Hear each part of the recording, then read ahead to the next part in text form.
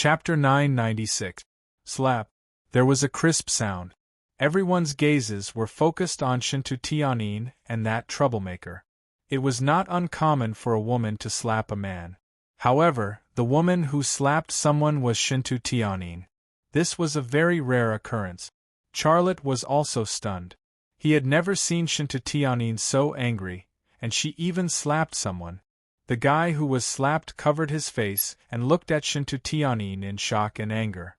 If he wanted to hit Tianyin was no match for him at all, but he did not dare to do so. It was for no other reason than the fact that Tianyin was Xia Lei's ex-wife. "What nonsense are you talking about?" Tianyin said angrily. "Who instructed you to come here and make trouble?" The guy who was slapped did not say anything. He turned around and left. Tianyin grabbed the guy's arm and said, "You can't go. Make yourself clear." "Let go of me," the guy who was slapped said fiercely. He looked fierce on the surface, but he was already guilty and afraid. "You can't go if you don't make yourself clear." Tianyin's aura was also very fierce. Charlotte looked at Tianyin. He felt that Tianyin seemed to have changed into a different person today. She walked down from the queen's throne and became an ordinary woman. Long Bing walked to Charlotte's side and said, "Hubby, I'll go deal with it." Charlotte shook his head and said, "No, don't go." "Why?" Long Bing said, "That guy was obviously instructed by someone to deliberately make trouble." Charlotte said, "Just wait and see. Someone will take care of it." As soon as Charlotte finished speaking, Tang Yuyan walked over and punched the guy's lower abdomen. "Bastard!" Tang Yuyan grabbed the guy's collar. "Who told you to do this? Speak." I'm just telling the truth." The troublemaker argued. "Don't tell me you don't even allow people to speak the truth?" Tang Yuyan waved her hand, and a few agents from 101 innings immediately walked over. Tang Yuyan said, "Take him away and ask him what's going on." A few agents from 101 innings brought the troublemaker away. Tang Yuyan shifted her gaze to Charlotte with a smile on her face. Charlotte shook his head and avoided her gaze. He was well aware of what was going on in this matter. Fan Fan had taken him away from Tang Yuyan. Now that he and Fan Fan were having a wedding, how could Miss Tang not do some damage to disgust Fan Fan? The Tang sect was a quasi-wealthy family. Even the Shun Tu family clan could not compare to it.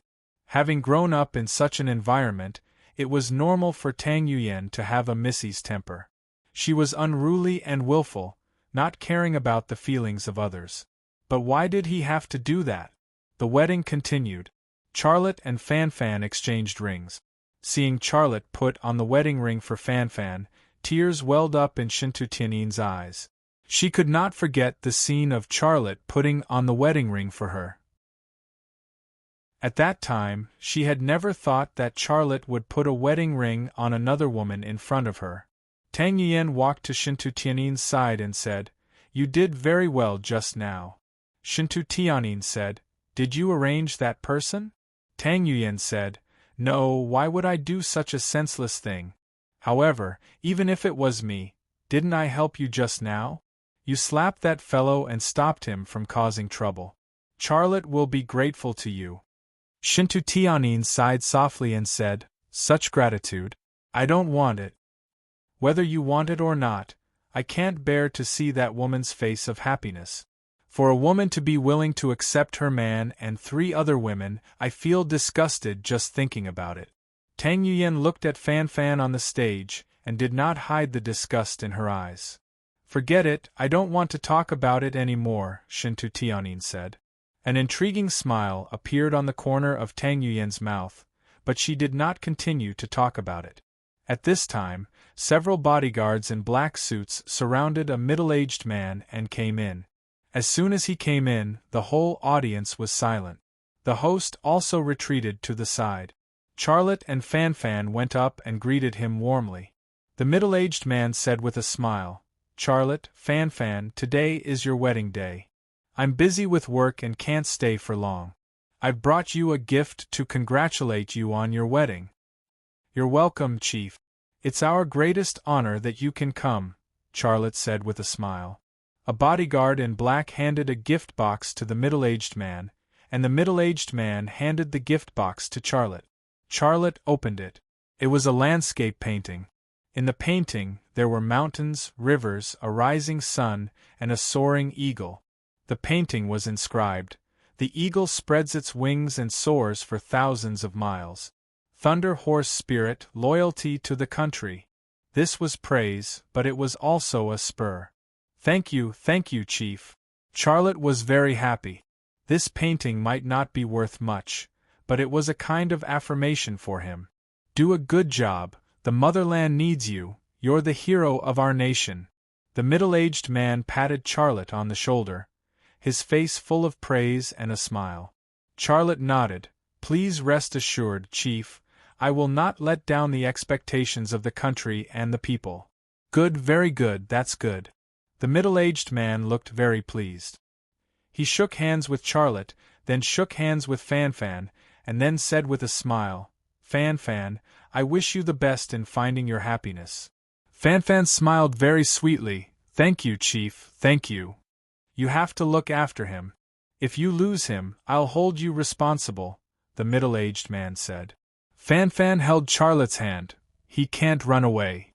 You guys continue, I have to catch a plane to Argentina," the middle-aged man said. "Take care, Chief," Charlotte said. "Chief, have a safe trip," Fan said. The middle-aged man waved his hand, turned around, and left. It was not until he left that the auditorium was filled with voices. "I didn't expect that Charlotte's wedding could actually. This kind of glory can't be bought with money. Charlotte is really too important to this country. Yes, he's the hero of our Chinese." There was a lot of discussion. Just now, these people were still talking about Charlotte's affair with the 3 bridesmaids, but now no one was talking about it. Who would want to offend a national hero because of gossip? And there was even a high-ranking official like Fan. Shintu Tianyin walked over to Charlotte and Fan. Tang Yuyan also followed. She and Shintu Tianyin had brought gifts, but only now did they have the chance to give it to Charlotte. Seeing Tang Yuyan and Shintu Tianyin walking over together, Charlotte felt a slight headache. But since they were already here, he couldn't possibly chase them out, could he? He couldn't do that. Fan also frowned slightly and said softly, "Hubby, what are they doing here?" Charlotte said softly, "I think they're here to give us gifts." Fan smirked, "I don't care about their gifts." "Charlotte," Shintu Tianyin came to Charlotte and Fan and said with a smile, "Charlotte, Miss Fan, I wish you all the best. This is a small gift. Please accept it." Charlotte took the gift box and said, "Thank you." Then he said, "You could have just come. Why did you bring a gift?" Shintu Tianyin said, "How could I come empty-handed?" She didn't seem to want to talk about the gift, so she changed the subject. "Miss Fan, you're so beautiful today." Fan said, "I'm not Miss Fan anymore. I'm Mrs. Xia. You can also call me Miss Fan." Her words didn't seem to be polite at all. Shintu Tianyin felt sad, but he forced a smile and said, "I was careless. I'm sorry, Mrs. Xia." Fan said, "Feel free to do as you please. There are too many people today. Please forgive me." "You're welcome, Mrs. Xia." Shintu Tianyin's voice was sad. The title, Mrs. Xia, used to belong to her, but now it belonged to another woman. Tang Yuyan also came to Charlotte and said, "Charlotte, Mrs. Xia, I wish you a happy wedding. This is a small gift. Please accept it." "Thank you." Charlotte also accepted Tang Yuyan's gift box and said, "You can drink whatever you want. I'm leaving now." Fan wanted to give Tang Yuyan a hard time, but Charlotte said he was leaving, so she didn't say anything. Charlotte did the right thing. He didn't have evidence to prove that Tang Yuyan had anything to do with what happened just now, so he couldn't question Tang Yuyan. But if he let Tang Yuyan and Fan stay together, they would definitely cause trouble. Today was their wedding day. He didn't want to cause trouble. Charlotte left with Fan. Shintu Tianyin's eyes were wet. Tang Yuyan said, "Only weak women will cry. You're not that kind of woman in my mind. Shintu Tianyin said quietly, people change. You've changed too. Tang Yuyan was slightly stunned and didn't say anything. After greeting some important guests, Charlotte left Fanfan and the 3 pregnant women in the hall and went to a room at the back of the hall alone. The 3 best men, Qin Xiang, Ryu Yongnam and Lu Xing, were also in this room. Charlotte looked at the watch on his wrist and said, "Now we can start. Brother Xing, Qin Xiang, after the banquet, you and Fanfan will ride in the same car and ensure their safety." Lu Xing said, "Don't worry. Even if I die, I will protect them." Qin Xiang said, "Don't die. Today is Lei's wedding day. Don't say such unlucky words." Lu Xing smiled awkwardly and said, "I was wrong. What should I do?" Ryu Yongnam asked. Charlotte said, "You'd better pretend to be me.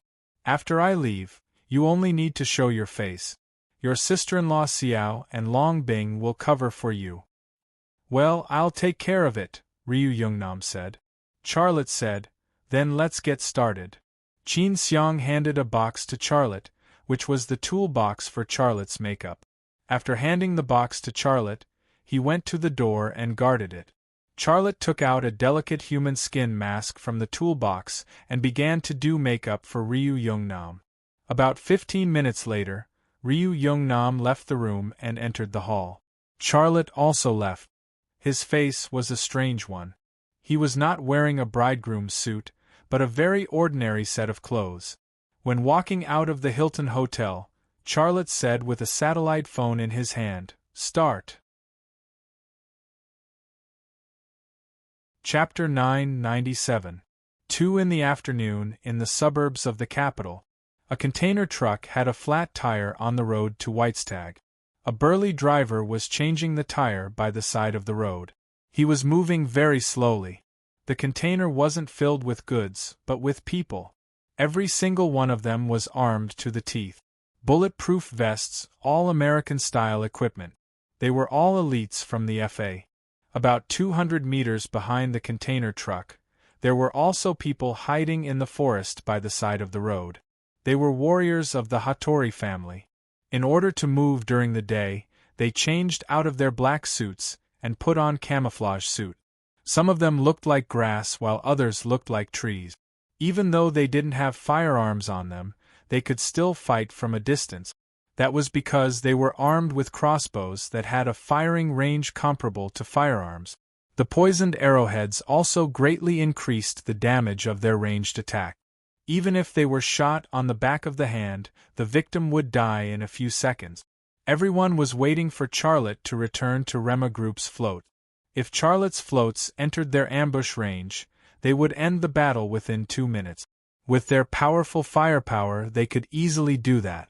Further away, on a hill about 300 meters away, Sarita was lying quietly in the grass. She was also wearing a camouflage suit that made her look like a part of the grass. It would be difficult to notice her presence if one didn't get close. In her hands was a modified Barrett sniper rifle with a range of 1,500 meters. Within a range of 300 meters, she could hit a $1 coin. As long as Charlotte's convoy was forced to stop and Charlotte was within her range, she was confident that she could take out Charlotte. There was a picture beside the Barrett sniper rifle. In the picture, Sarita and a woman were hugging each other's shoulders and smiling at the other end of the scene. The woman was tall and her name was Yamosa. "Yamosa, I will avenge you. Just wait a little longer. You'll see him soon. I promise you," Sarita muttered. Suddenly, a faint sound came from behind him. Zilita suddenly flipped over from the bushes and instantly pulled out a desert eagle from its holster, pointing it to the back. An old man appeared from behind a tree and lightly said, "Hold your gun well, be careful of misfire." This old man was the guardian of the Hattori family, Hattori Hakusai. He was the only one who had this kind of ability. Sarita didn't notice him until he was right next to her. If it was someone else, they would have to cut their own throat before they would realize that there was someone behind them. Zilita kept her gun. "You should be in your position. What are you doing here?" Charlotte is not easy to deal with. We need to work together to kill him, said Hattori Hakusai. Zillida said, Charlotte is indeed difficult to deal with, but it's not as exaggerated as you said. We need to work together to kill him. As long as his convoy stops, I just need to lock onto him and pull the trigger to solve the problem. You're oversimplifying the problem. If Charlotte was easy to deal with, he would have died 10 times over. But he's still alive and well. You didn't participate in the assassination of Charlotte in Tuvong-Shi province. At that time, my young master took the most elite ninjas of our Hattori family, as well as special forces from the U.S. Navy SEALs and CIA agents, a total of hundreds of people. Unfortunately, they died on the snow-capped mountain in Tuvong.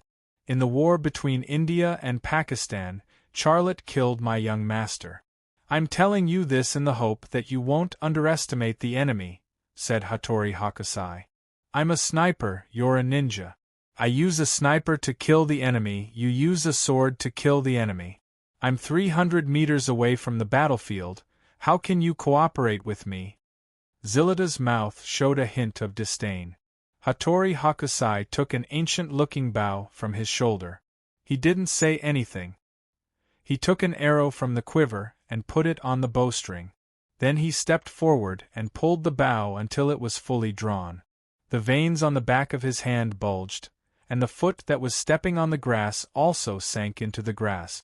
Zillida looked at Hattori Hakusai in surprise. She knew that this bow wasn't simple, and it required a lot of strength to pull it. Even if Tyson at his peak pulled this bow, he probably wouldn't be able to reach Hattori Hakusai's level. Bang! The bowstring was pulled, and the arrow on the bowstring shot out. The arrow drew a parabola in the air, and then stuck in the door of the container truck. Zillida then looked through the sniper scope of the Barrett sniper rifle, and she was surprised again. The arrow was completely inserted into the door, leaving only the feather part outside the door. The armed FA organization member who was changing the tire glanced over, and then spread his hands. He seemed to be using this body language to express his dissatisfaction. Zillida withdrew her gaze and looked at Hattori Hakusai. Why don't you use a gun? Hattori Hakusai faintly said, a gun will make a samurai lazy and weak. In addition, the problem that a gun can solve can also be solved with ancient weapons, and can be done better. As he said that, he took out 3 arrows from the quiver. They were 3 specially made arrows, and the arrowhead of each arrow was a cone-shaped explosive unit. Moreover, the metal surface was coated with something that looked like a highly toxic liquid. Zillida said, well, let's work together. But you should choose another position. Once we are exposed, we will be within the range of the enemy's Gale assault rifle. The effective range of that assault rifle is 1 kilometer, and we are only 300 meters away from the road. Do you understand what I mean? Hattori Hakusai nodded and didn't say anything. Then, he turned around and walked towards a big tree. Zillida watched him walk to the tree, and then gently jumped on the branch that was almost 2 meters high. Hattori Hakusai climbed a few times, and then disappeared into the dense canopy. Zillida's mouth showed a trace of a sneer. Don't think that I don't know what you are planning. Once I kill Charlotte, you will kill me and my people, right? Blame this operation on the FA organization, and you and the United States will pretend that you don't know. Humph, anyone who wants to use the FA organization as cannon fodder will not have a good ending. Zillida lay down on the grass again, using the sniper scope of the Barrett sniper rifle to observe the situation. She was also waiting for Charlotte's convoy to appear. The container truck blocking the road had 2 minigang multi-barreled heavy machine guns inside. Once Charlotte's convoy appeared and entered the ambush circle, the door of the container would open. At that time, the 2 machine gunners would wildly fire at the convoy. The commando hiding in the container would kill the target under the cover of the machine gunner's fire, knowing the target that the machine gunner couldn't kill. At that time, Charlotte's only choice was to turn the truck around and retreat, But what awaited him would be the Hattori family samurai ambushing in the woods on the side of the road. Even if Charlotte was lucky enough to escape the 2 rounds of attacks, there were still snipers Zillida and Hattori Hakusai hiding on the hillside waiting for him. This was the joint assassination plan of the Hattori family and the FA organization. Judging from the firepower and personnel, it was obvious that they wanted to kill Charlotte. The convoy has appeared. 50 miles per hour. A man's voice suddenly came from the communicator. He was a hidden sentry outside the ambush circle.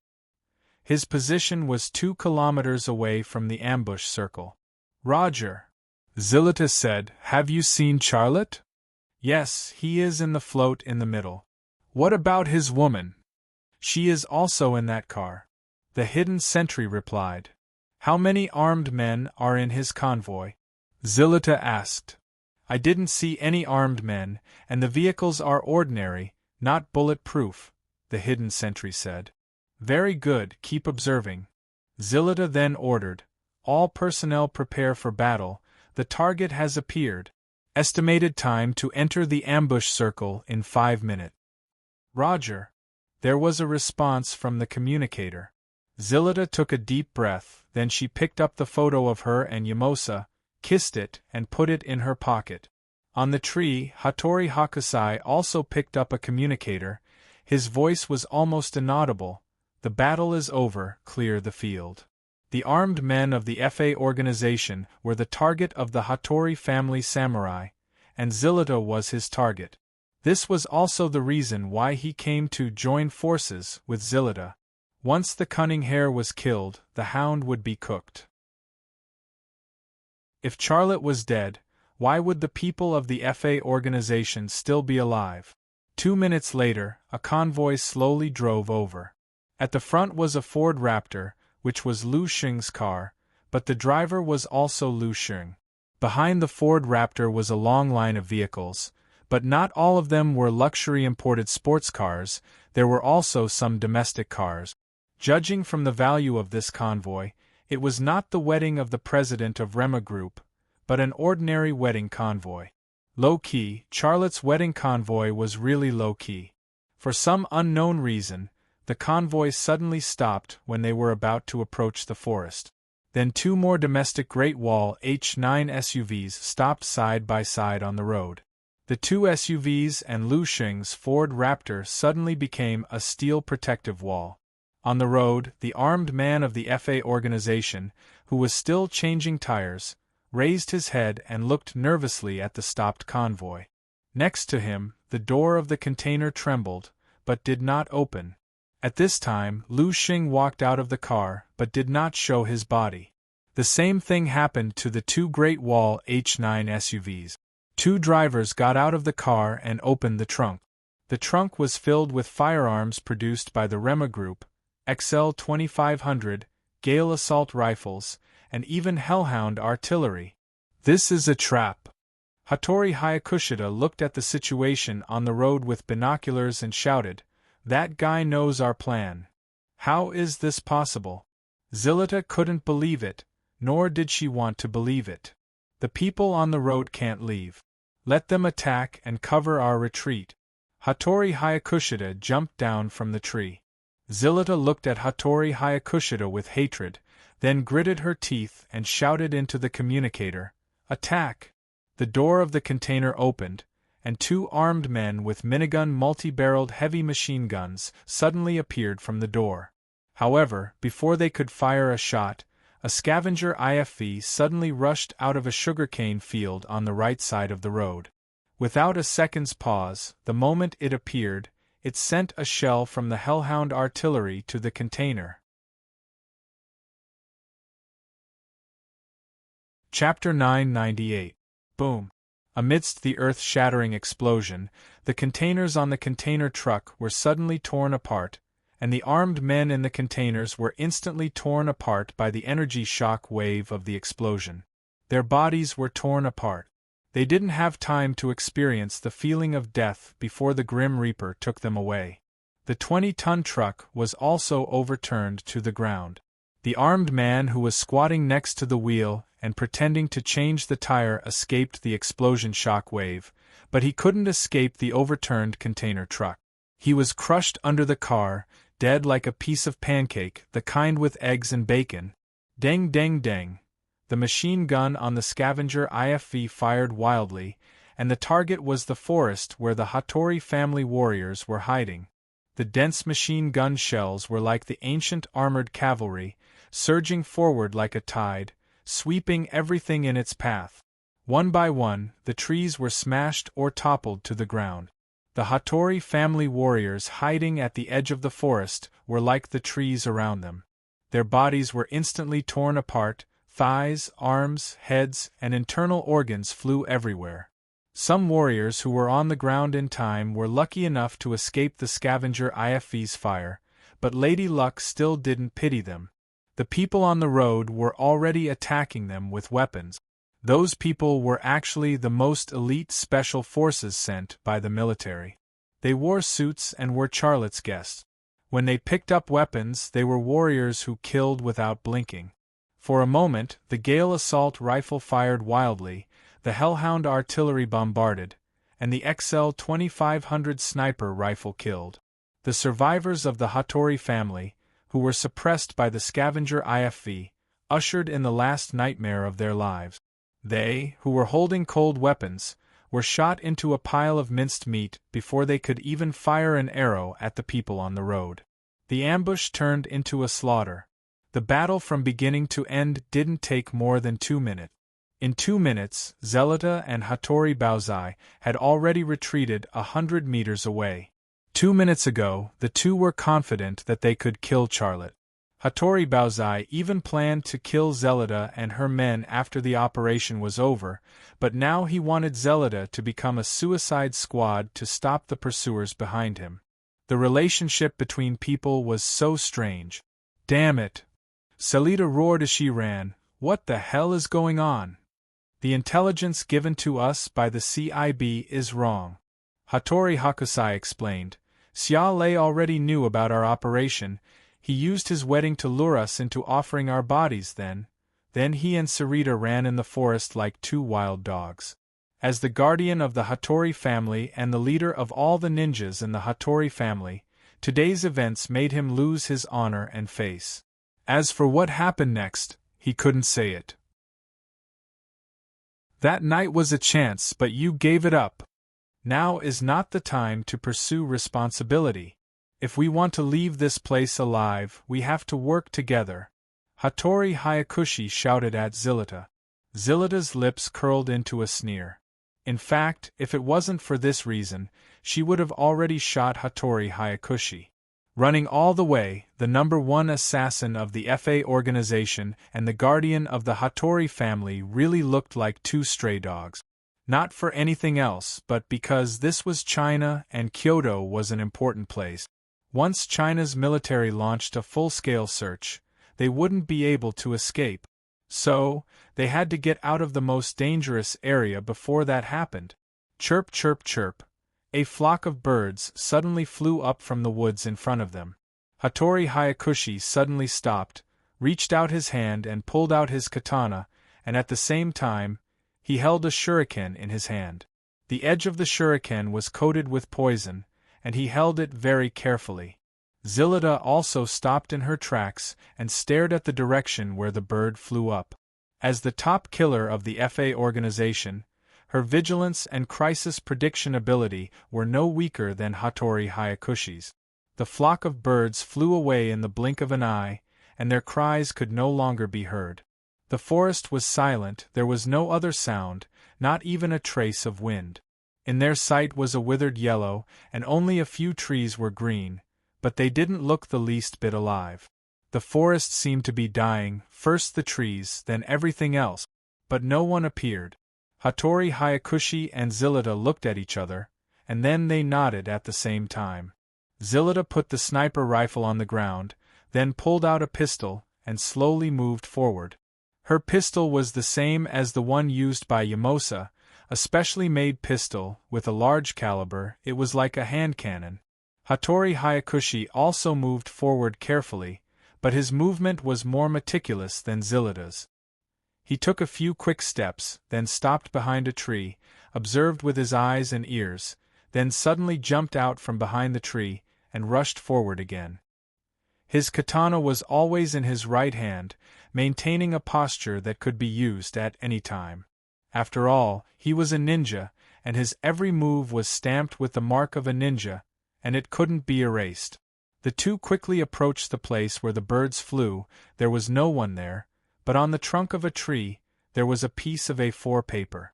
On the paper was written, "I will give you 1 minute to surrender, 1 minute, the countdown has already begun." This was simply trampling on the nature of irony. Hattori Hayakushi waved his hand, the katana in his right hand drew a silver line, and in an instant, it cut through the A4 paper. The A4 paper was cut off from the tree trunk by the katana. The cut was smooth, and what was more frightening was that the katana only cut through the paper, it didn't even touch the bark. In modern society, people who could practice sword skills to this degree, whether they were enemies or friends, were worthy of respect. "Charlotte!" Zillida suddenly shouted, "Come out!" No one answered, and the forest was silent. Zillida's voice echoed in the forest. "Are you a turtle? Come out!" Zillida shouted, "Fight like a man!" At this moment, Hattori Hayakushi suddenly leaped horizontally. His body had just dodged, and a shuriken was stuck in the trunk of a tree, and a few tenths of a second ago, he was still in the same position. The opponent finally made a move, and it was also a ninja.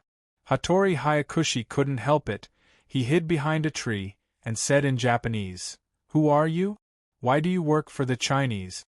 Shame." As soon as the opponent made a move, he knew he had met a fellow ninja. Tut tut tut, gunshots suddenly rang out, and rifle bullets rained down from several directions. The trunk trembled, and sawdust flew everywhere. The sawdust that was torn by the bullets were like knives stabbing into Zillida and Hattori Hayakushi, tearing their clothes and cutting their skin. Bang! Zillida fired in one direction. Under the loud gunshot, an old locust tree was suddenly cut in half by the special bullets. Puff! A bullet suddenly flew from behind Zillida, and stabbed into her right wrist that was holding the gun. It was a bullet from a Gale assault rifle, and it destroyed Zillida's wrist bones and wrist nerve. She could no longer hold the special pistol. It slipped from her hand and fell to the ground. Zillida's reaction was very fast. When she was shot, she fell to the ground, and then reached out with her left hand to grab the gun. Puff! The back of her left hand was shot, and the bones of her middle and index fingers were broken. With such a hand, even if she grabbed the gun, she couldn't pull the trigger. A young man appeared from behind a tree. He was none other than the person that the FA organization and the Hattori family wanted to kill, Charlotte. In this forest, Charlotte had returned to his original appearance. He looked very sunny and handsome. The faint smile on his mouth was full of confidence and calmness, very charming. He looked like a backpacker on an outdoor adventure, not a killer with a gun. When Charlotte appeared, Hattori Hayakushi suddenly waved his left hand. The shuriken that was already in his left hand flew towards Charlotte. Ding! From the side, another shuriken flew over, intercepting Hattori Hayakushi's shuriken. The two shurikens collided in the air, and then both stabbed into a tree. A female ninja in a red ninja suit appeared from the side, and she also held a katana in her hand. Zodiac Squad, Akiko Tsukino. After Akiko Tsukino appeared, several people also appeared from 3 other directions. They were Yelena, Erdamu, Alessio, and Gyumi-kan and Siam. In addition, there were 4 female knights, Giovanna, Stella, Rosa, and Teresa. This was the first time they participated in an operation with other members of the Zodiac Squad. Except for Liang Xiao, Long Bing, who was going to be the commander of the Zodiac Squad on behalf of Charlotte, and the mysterious snake who didn't participate in the operation, the members of the Zodiac Squad were all gathered. With the addition of Charlotte, not to mention the 2 big fish that escaped the net, Even if the armed personnel and ninjas who participated in the ambush didn't die, they could still kill them all. The reason why there were two big fishes, Hattori Baizhai and Zeta, that escaped the net was actually because Xia Lei had deliberately opened an opening in the net, allowing Hattori Baizhai and Zeta to get into the ambush circle in front of them. If these two people were killed or arrested by the military, he wouldn't be able to ask some questions. Charlotte walked towards Zilita and Hattori Hakushi. Akiko Tsukino followed closely, her eyes locked on Hattori Hakushi, wary of him making another move. "Who are you?" Hattori Hakushi coldly said. "Why are you working for Charlotte? Don't you know he's an enemy of Japan? I hate you right-wing people, don't talk about Japan in front of me, my sword only drinks blood for the people I want to serve." Akiko Tsukino said. "Scum." Hattori Hakushi suddenly waved his sword and rushed towards Akiko Tsukino. Bang bang bang! Yelena suddenly fired. 3 bullets in a straight line hit the ground in front of Hattori Hakushi. Hattori Hakushi suddenly stopped. No matter how strong he was, he couldn't be faster than bullets. As long as Yelena was willing, he could make a few holes in his body at any time. "Let me play with him," Akiko Tsukino said. "The guardian of the Hattori family, I want to see how powerful he is." Hattori Hakushi held his sword and stood still. In this situation, he already knew that he had no way to live. Instead of being knocked down like a dog, it was better to pull a scapegoat before dying. What's more, this scapegoat was the scum of the Yamato nation. Akiko Tsukino moved towards Hattori Hakushi, holding the sword in her hand. Her steps were very precise, she could advance to attack, retreat to defend. Charlotte said, "Akiko, can you not play? Shoot him down and take him away." Akiko Tsukino said, "Give me a minute, I only need a minute." They were both masters of cold weapons, it was rare to meet one. Akiko Tsukino wanted to fight with Hattori Hakushi, to test her cultivation. Charlotte shrugged. "Well, 1 minute, start the countdown." Hattori Hakushi sneered. 1 minute? I only need 10 seconds to kill you." When his voice fell, he suddenly rushed forward, swinging his sword. Akiko Tsukino waved her sword to block, the two suddenly fought together. Charlotte walked towards Zilita.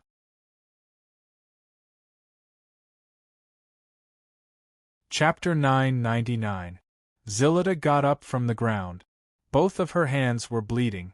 Death was right beside her, but there was no fear in her eyes. She reached into her pocket. Charlotte suddenly stopped. He raised the Gale assault rifle in his hand and pointed the muzzle at Zilita's heart.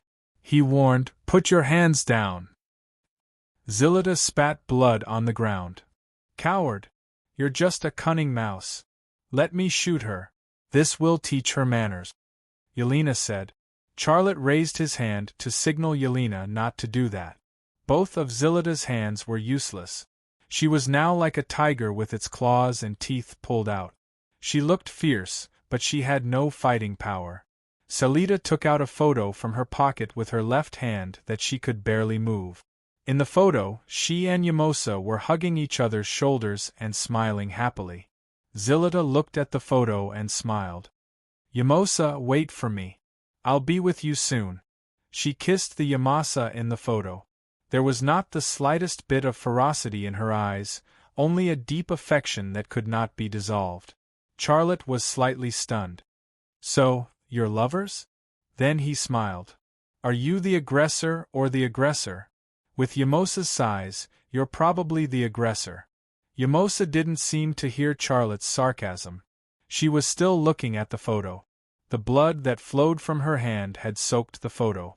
She couldn't see the photo of her and Yamosa, but she still couldn't bear to put it down. Ding ding dang dang. Hattori Hyozai and Akiko Tsukino were locked in a fierce battle. Hattori Hyozai claimed that he could kill Akiko Tsukino in less than 10 seconds. But a minute had passed and he still couldn't kill Akiko Tsukino. This young female ninja surprised him. "Your master is Kenichi Yagyu." In the midst of the battle, Hattori Michizai suddenly realized something. Akiko Tsukino slashed down with her katana. The Hattori family doesn't deserve to call him by his name. Hattori Hyozu swung his katana to block the attack. After blocking it, he leaned his waist and dragged his katana towards Akiko Tsukino's slender waist. This slash was so powerful that it wanted to cut Akiko Tsukino in half at the waist. Akiko Tsukino leaped backward, dodging Hattori Hakusai's attack, and at the same time, he thrust his katana forward. But just as Hattori Michinoku's sword missed and he was about to block the attack, his movements were a beat too slow. Puchi!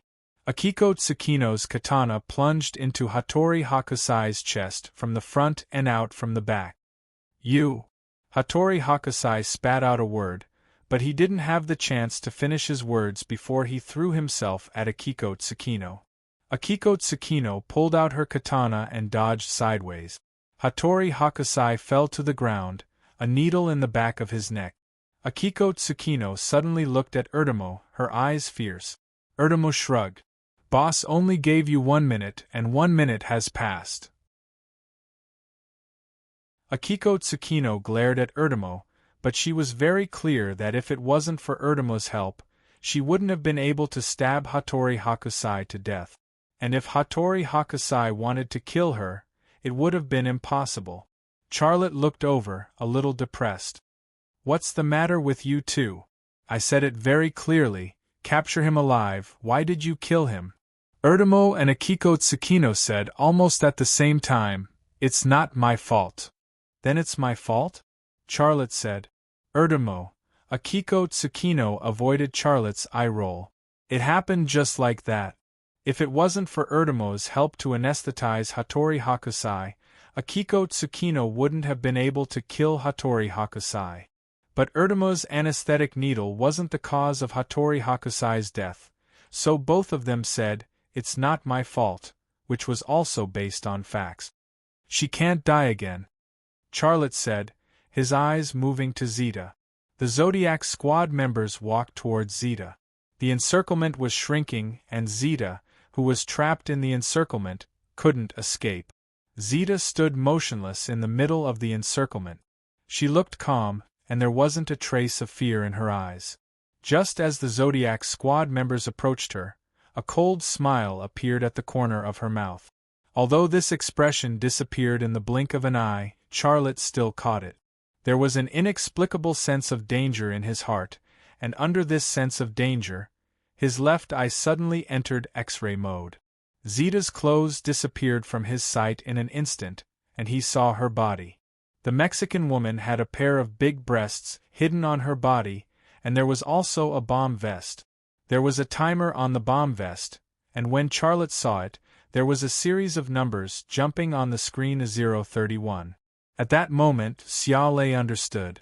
When Celita was taking out the photos, her fingers had activated the bomb vest on her body through her clothes. At a glance, Charlotte suddenly shouted, "Get down!"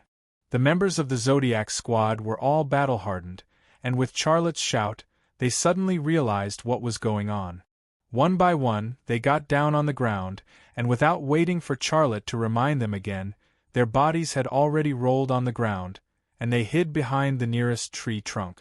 There were also those who reacted slowly, and that was the Gray family and the Russo family women. They still didn't know what was going on, and they were stunned for a moment, and then they fell to the ground. Zeta roared and rushed towards Charlotte. Bang! The Gale assault rifle in Charlotte's hand sprayed a bullet, and it hit Zeta's forehead. Blood splattered, and there was a bloody hole in Zeta's head. Her brain died, and she lost control of her body and fell to the ground. Charlotte rolled to hide behind a tree. At this time, 3 seconds had passed, and the number on the bomb vest display was 0000. Boom! Amidst the earth-shattering explosion, the violent energy shockwave pushed in all directions, and the trees within a diameter of 5 meters were snapped in half. If it weren't for the trees, the explosion range would probably have expanded to dozens of meters. The smoke dissipated, and the forest was a mess. The trees in the center of the explosion were all over the place, and Zita's flesh was scattered all over the ground. The farthest part even flew dozens of meters away. Although there were tree trunks to resist the shock wave of the explosion, the sound and vibration were still unbearable, and the human internal organs and brain would inevitably suffer some damage under the violent vibration. Charlotte was the first to wake up, but that was only 5 minutes later. When Xia Lidu opened his eyes, there were serious double shadows in his vision. Everything he saw was double. He shook his head hard twice to get his vision back to normal. He saw the ninja in red lying on the ground, and Erdemo and the others. There was no blood on them, so they should be fine. After all, when the explosion occurred, they had all hidden behind the tree trunk. Finally, his eyes moved to Gregor and the Russo women, and this glance made his heart jump to his throat. The Gregor and Russo women all had obvious blood on their backs, their clothes were torn, and there were many wooden thorns in their bodies. Giovanna's situation was the worst. The shock wave of the explosion and the wooden thorns had torn her pants, and her butt was completely thrown into the air. There was bright red blood on her tender white flesh, as well as black soil, leaves, and grass. It looked like a mushroom that had just popped out of the soil. There was even a wooden thorn on this mushroom, and that position was almost impossible to look at. Charlotte got up and went to Giovanna's side. He reached out and felt Giovanna's neck. Fortunately, there was still a pulse. He then checked on Stella, Teresa, and Rosa's condition. Fortunately, the other 3 women were only injured and not killed by the explosion. Although Zilita was dead, Xia Lei's back was still chilly when he recalled what had just happened. Just now, if he hadn't caught the trace of a sneer on Zelita's face and alerted him, he probably wouldn't have been able to see through a woman who had lost her ability to fight. But if he had been delayed for 3 seconds, he and the members of the Zodiac squad would have been killed by the bomb vest on Zelita's body. Knight Masha and Zelita were both top assassins of the FA organization. The former was more powerful than the latter, but the latter was definitely more ruthless than the former. Now that he thought about the whole process, who could guarantee that Zelita hadn't expected this and deliberately waited for him to catch her? If that was the case, then Zelita was not only ruthless, but her resourcefulness was also terrifying. But she couldn't have calculated that Charlotte had the ability to see through things. Charlotte took off his jacket and tied it around Giovanna's waist. His jacket played the role of a skirt, covering Giovanna's butt. At this time, the members of the Zodiac squad all got up. They looked as if they had fallen. The first thing they did was shake their heads, trying to wake themselves up. "Are you okay?" Charlotte asked with concern. "We're fine." Akiko Tsukino, who had just gotten up, suddenly vomited and then spat out a mouthful of blood. The same thing happened to the other members of the Zodiac squad. Blood flowed from the corners of their mouth. Their bodies couldn't be compared to Charlotte. They were already lucky that the explosion didn't kill them. Seeing the condition of the members of the Zodiac squad, Charlotte was even more worried about the women of the Gray and Russo families. He took out a communicator and called for help. "Someone is injured. Ask the medical staff to come over immediately." Then he said, "Yelena, release the signal flare." Yelena then took out a flare and pulled it. With a bang, a red flare rose into the air. People from afar saw it. "You guys check on the 3 of them. I'll take care of Giovanna.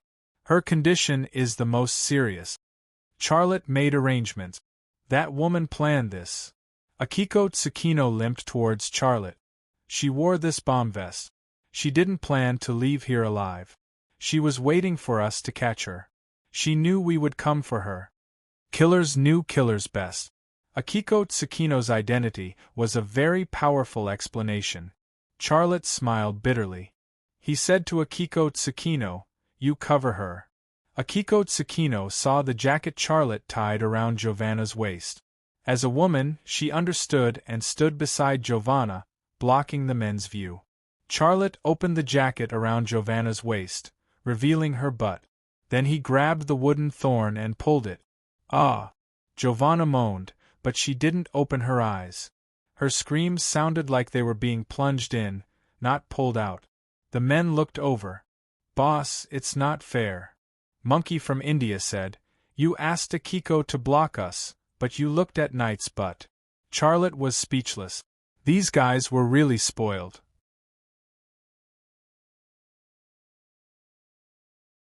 Chapter 1000. The women from the Gray and Rousseau families were sent to the hospital, and Charlotte followed them there personally. The doctor examined the 4 female knights, and the results were that they had concussions and internal injuries. The injuries were serious, but not life-threatening. This result made Charlotte heave a sigh of relief.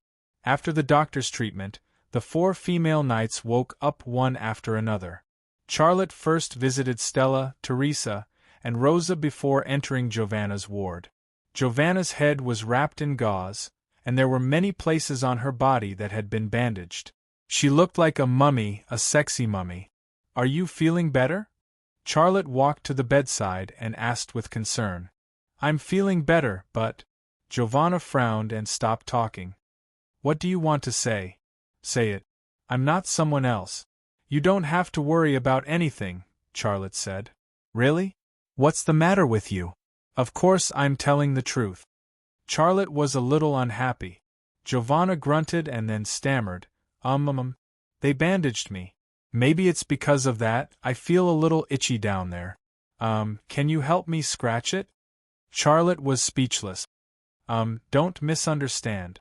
Seeming to understand what she had said, and what kind of misunderstanding the man in front of her had, Giovanna's pretty face instantly turned red. She then said, "Don't misunderstand. I'm talking about down there, down there. It's not the down there that you're thinking of. It's my thigh." Charlotte heaved a sigh of relief.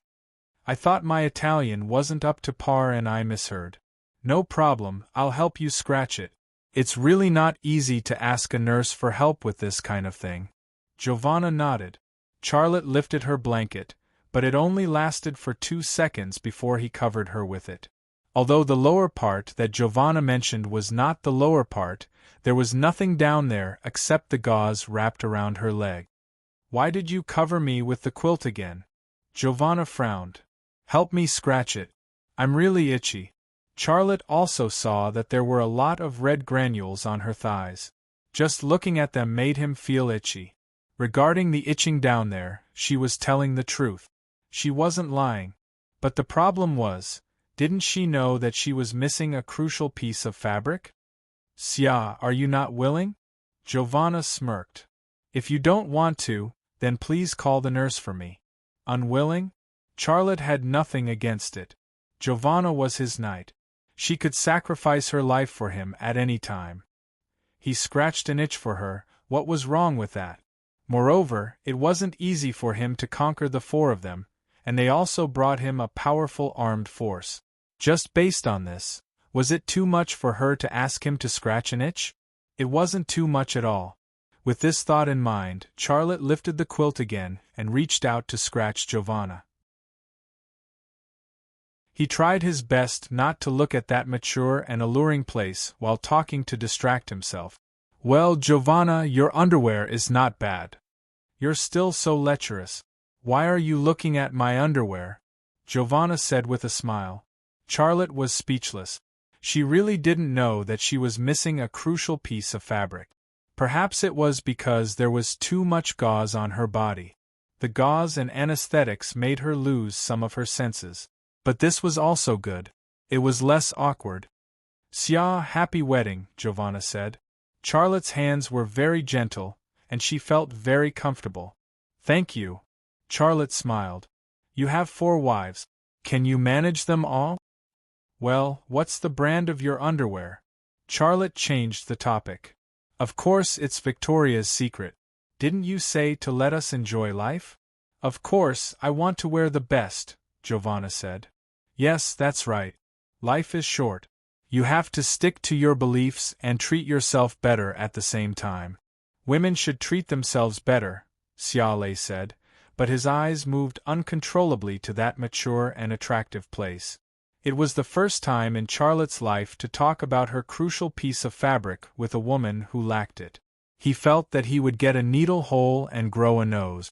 It's so comfortable. Can you move a little higher? Charlotte moved a little higher and carefully scratched the itch. Well, it's so comfortable. A little higher. Yes, that's it.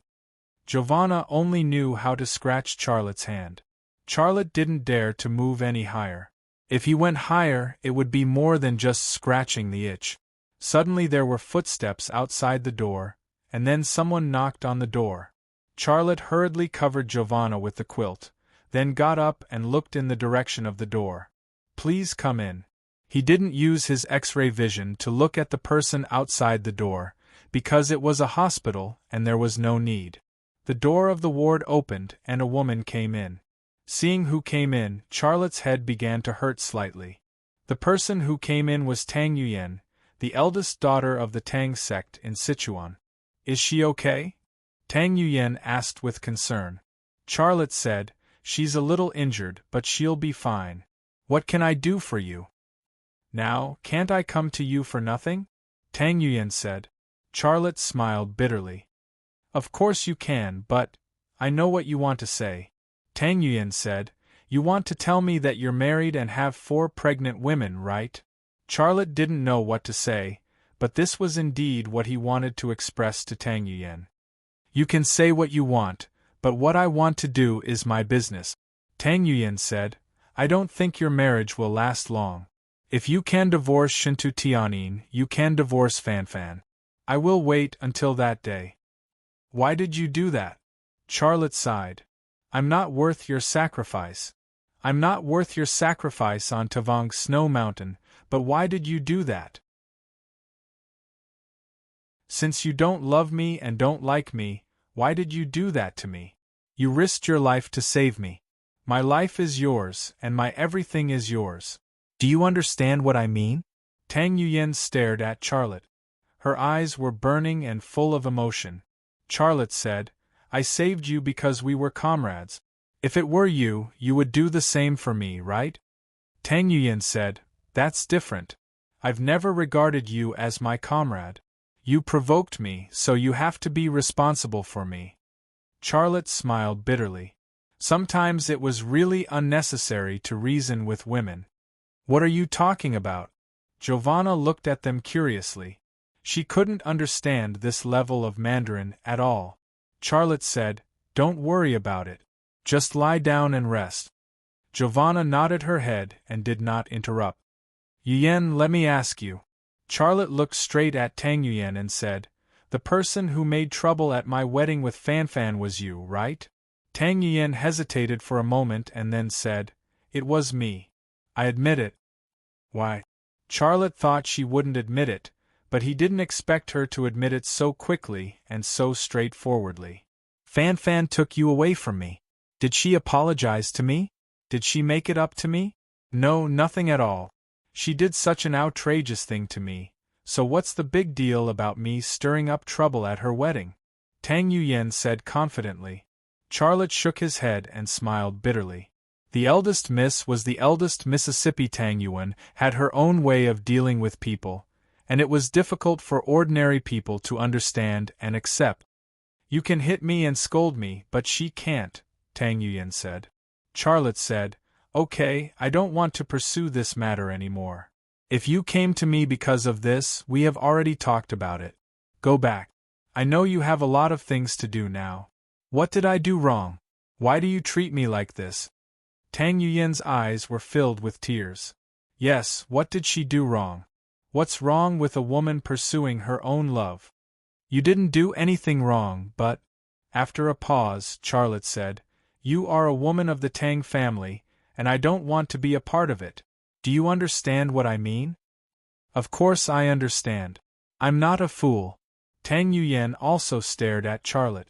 After a few seconds of silence, she said, do you mean that as long as I leave the Tang sect, you will want me? Charlotte didn't dare to say anything. Are you serious? Yuyen, calm down. I'm very calm.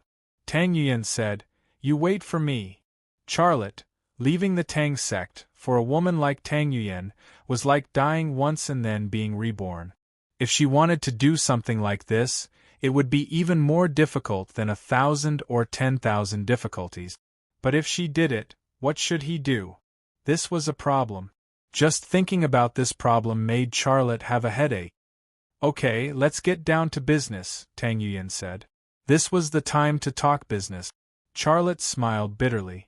It's very simple. The people of the FA organization and the Japanese Hattori family joined forces to kill me. The Americans provided them with information, and the Americans were also behind it. But everyone is dead. That's all I can tell you. This was really all he could tell Tang Yuyan. There were some details about the process that he couldn't say. At this time, he should tell Tang Yuyan the information about the CIB's intelligence station in Kyoto, but he knew that once Tang Yuyan got this information, the CIB's intelligence station in Kyoto would be destroyed in less than an hour, which would affect his next action. So, even though he knew it was wrong, he still had to do it. You really have nothing to tell me? Tang Yuyan was obviously not satisfied with such an answer. Charlotte said, Yes, that's all I can tell you.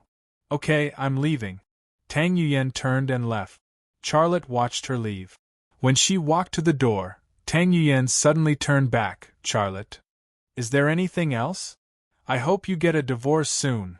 Tang Yuyan said. Charlotte, after the door of the ward was closed, Giovanna said, Xia, what were you talking about just now? Nothing, just some private things, Charlotte said. Giovanna smiled. I'm also a woman.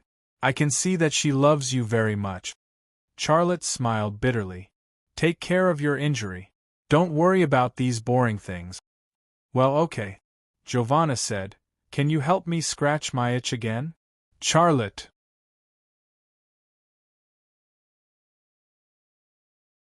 Chapter 1001. At dusk, the Peace residence was decorated with lanterns and banners. The bride and the 3 bridesmaids were chatting and laughing together. They touched each other's tummies and discussed their experiences with pregnancy. The groom was thrown to the side and no one paid attention to him. Xia Lei paced back and forth outside the door, looking left and right, looking very restless. At this time, he should be in the bedroom with Fanfan, but until now, Fanfan didn't even look at him. Not for any other reason but because the Charlotte was fake. The real Charlotte was in Eugene Lee's office at the Rema Group's headquarters.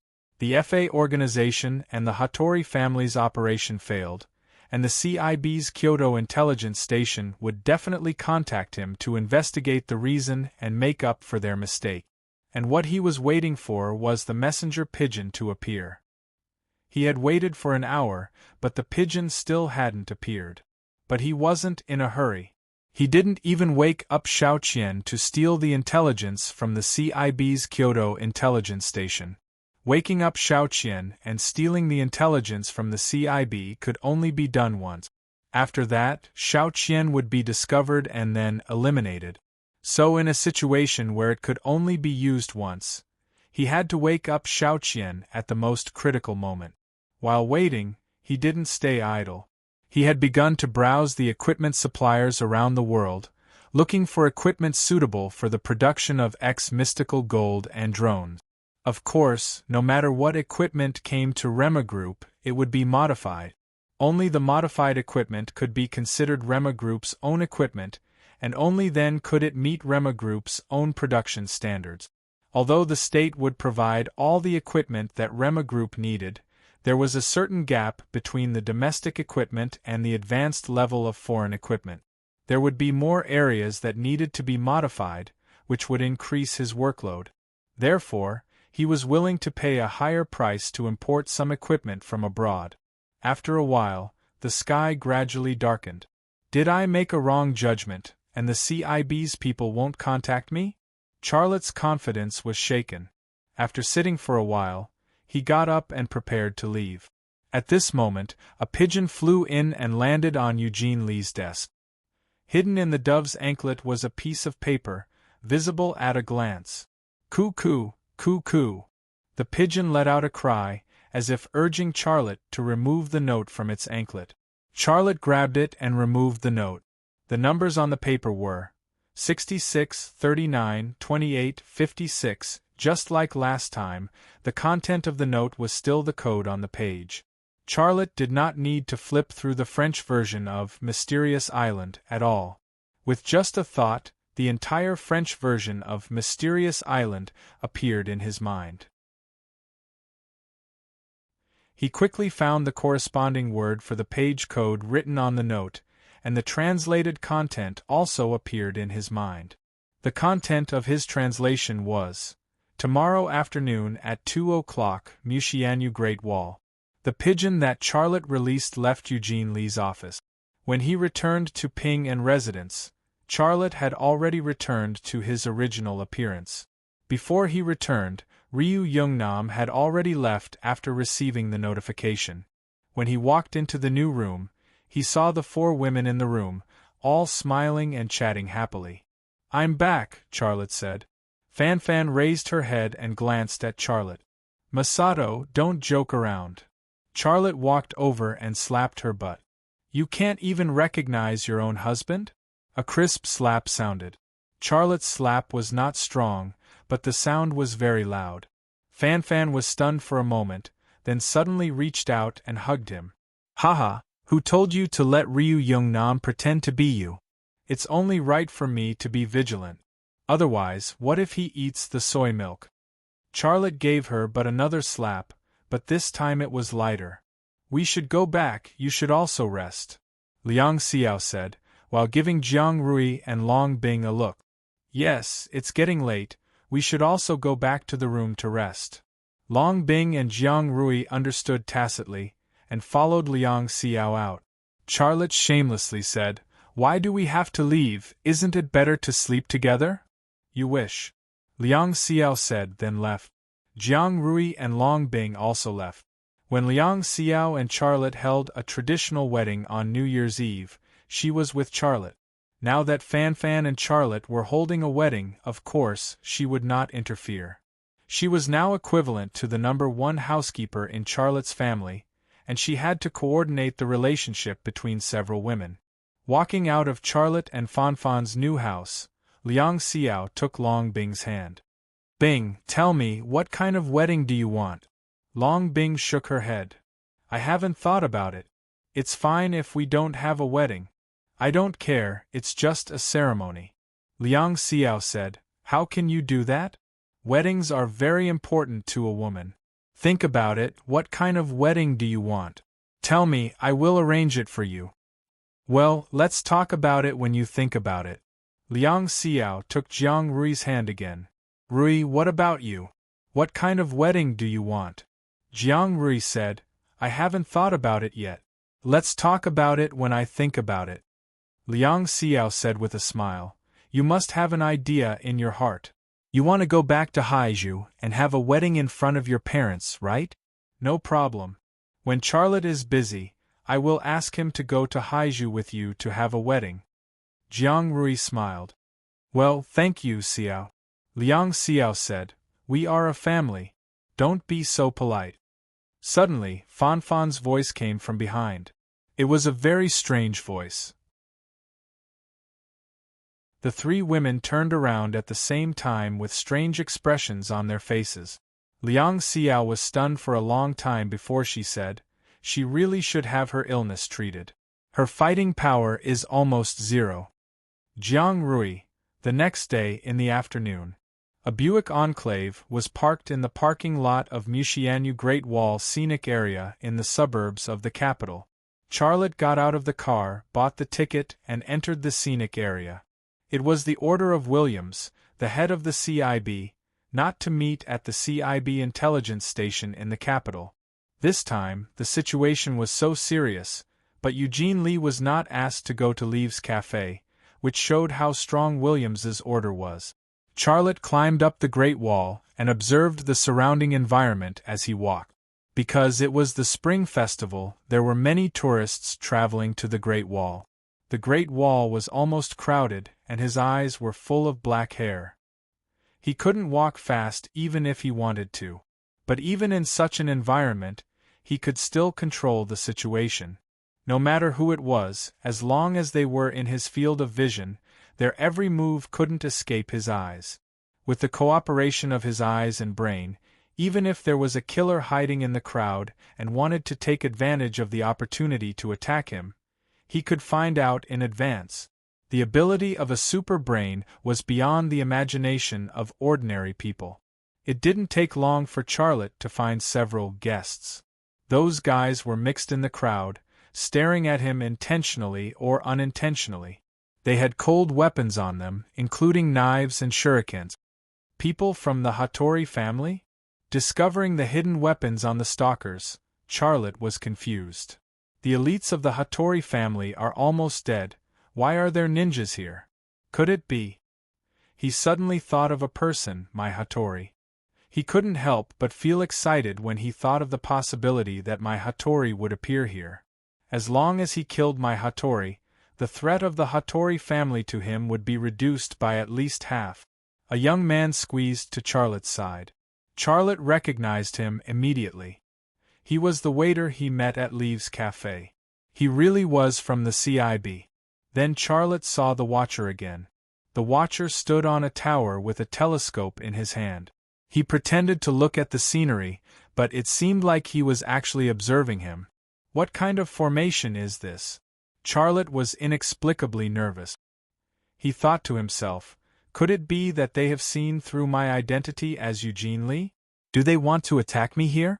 That's not possible. Even if they want to attack me, they wouldn't choose this place. There are too many people here. The young man finally squeezed to Charlotte's side. He whispered, Mr. Lee, please follow me. He turned around and walked back. Charlotte followed him. After crossing the tower, there were fewer tourists in front of them, and the two sped up. The ninjas also followed, but they maintained a distance of about 15 meters from the two. They were very good at hiding. Even in a place with few people, it was difficult to notice anything wrong with them. However, their opponent was Charlotte. No matter how good they were at using the environment to hide, they couldn't hide. After walking for another kilometer, there were even fewer tourists. On the Great Wall, there was a sign that said, "Under repair, visitors stop." Charlotte saw a floor with scaffolding, and there was no one on the tower. He awakened the ability of his left eye, but he didn't rashly look through the stone. Instead, he quickly looked through the wooden part of the floor. It was this time that he saw Yang Shan and his contact, Sibelius. There was also a woman, a very familiar woman, my Hattori. His guess was correct. The Hattori family had paid a heavy price in this assassination attempt, but they hadn't gained anything. My Hattori had risked her life to come to Kyoto. She couldn't have come to collect the bodies of the Hattori family's warriors, right? The waiter brought Charlotte to the stairs of the tower. He stopped and said, Mr. Lee, you can go up? Xia Lei nodded slightly, then stepped onto the stairs and climbed up to the gate tower. As soon as Charlotte appeared, my Hattori's eyes moved to Charlotte. She stared straight at Charlotte. Her eyes seemed to dig out all the secrets in Charlotte's heart. Mr. Lee, you're a little late, Yang Shan said indifferently. Charlotte said indifferently, I've already taken a big risk by coming here. You should be very clear that my mission isn't to work for you. Yang Shan didn't say anything. My Hattori extended her hand to Charlotte. Mr. Lee, it's nice to meet you. I'm my Hattori. I know who you are. Charlotte shook her hand. Tell me, why did you call me here? If you don't have a suitable reason, I will report your rash actions to the CIB headquarters. Of course there's something, and it's something very important. My Hattori clapped her hands. A Hattori family warrior suddenly came in front of Charlotte with a brocade box.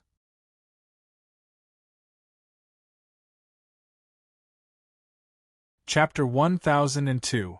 Charlotte was not worried at all that his identity as Eugene Lee would be seen through by my Hattori, because my Hattori's ability in this regard couldn't be better than Yang Shan and Sibelius. Yang Shan and Sibelius were professional spies. Their identities alone could explain the problem. But he was worried about the thing in the brocade box. As his mind flashed, his left eye moved slightly, and then he saw the thing in the brocade box. There was a bottle of liquid in the brocade box. The bottle was transparent, and the liquid inside was also transparent. He could see the bottle and the liquid inside the bottle, but he couldn't see what kind of liquid it was. What does she want to do? Does she want to give me poison and let me assassinate myself? Charlotte thought secretly in his heart, but he took the brocade box calmly and said, "What is it?" My Hattori said, "It's poison. It's called Grim Reaper. It's the strongest poison in the world today. It can be volatilized at room temperature. People will die within 5 minutes after coming into contact with it.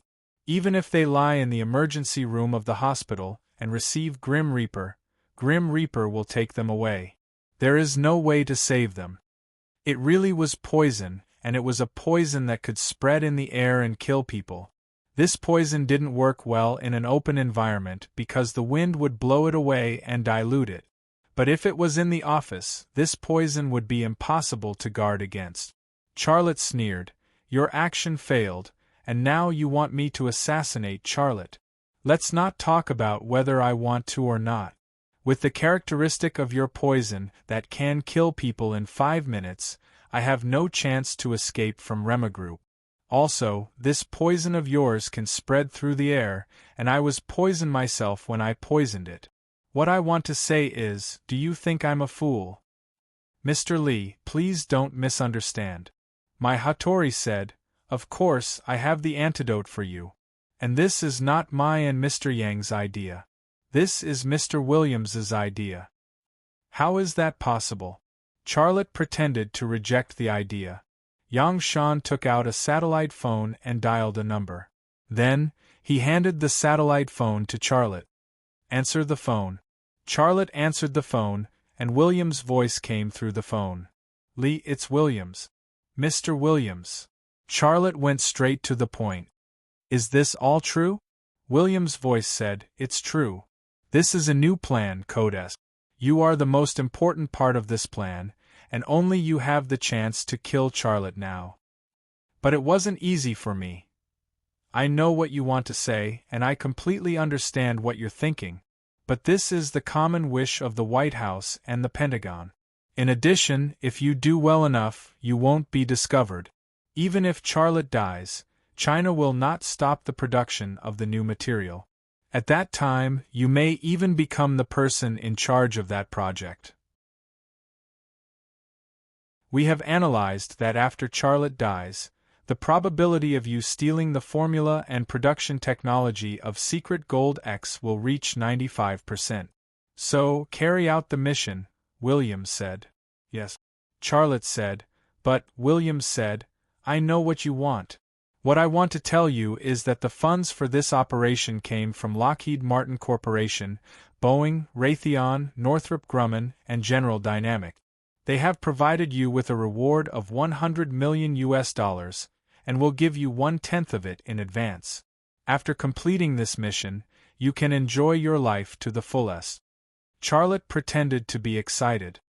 Mr. Williams, please rest assured that I will complete the mission. But I want them to pay 50% in advance. Williams was silent for a moment. No problem, it's decided.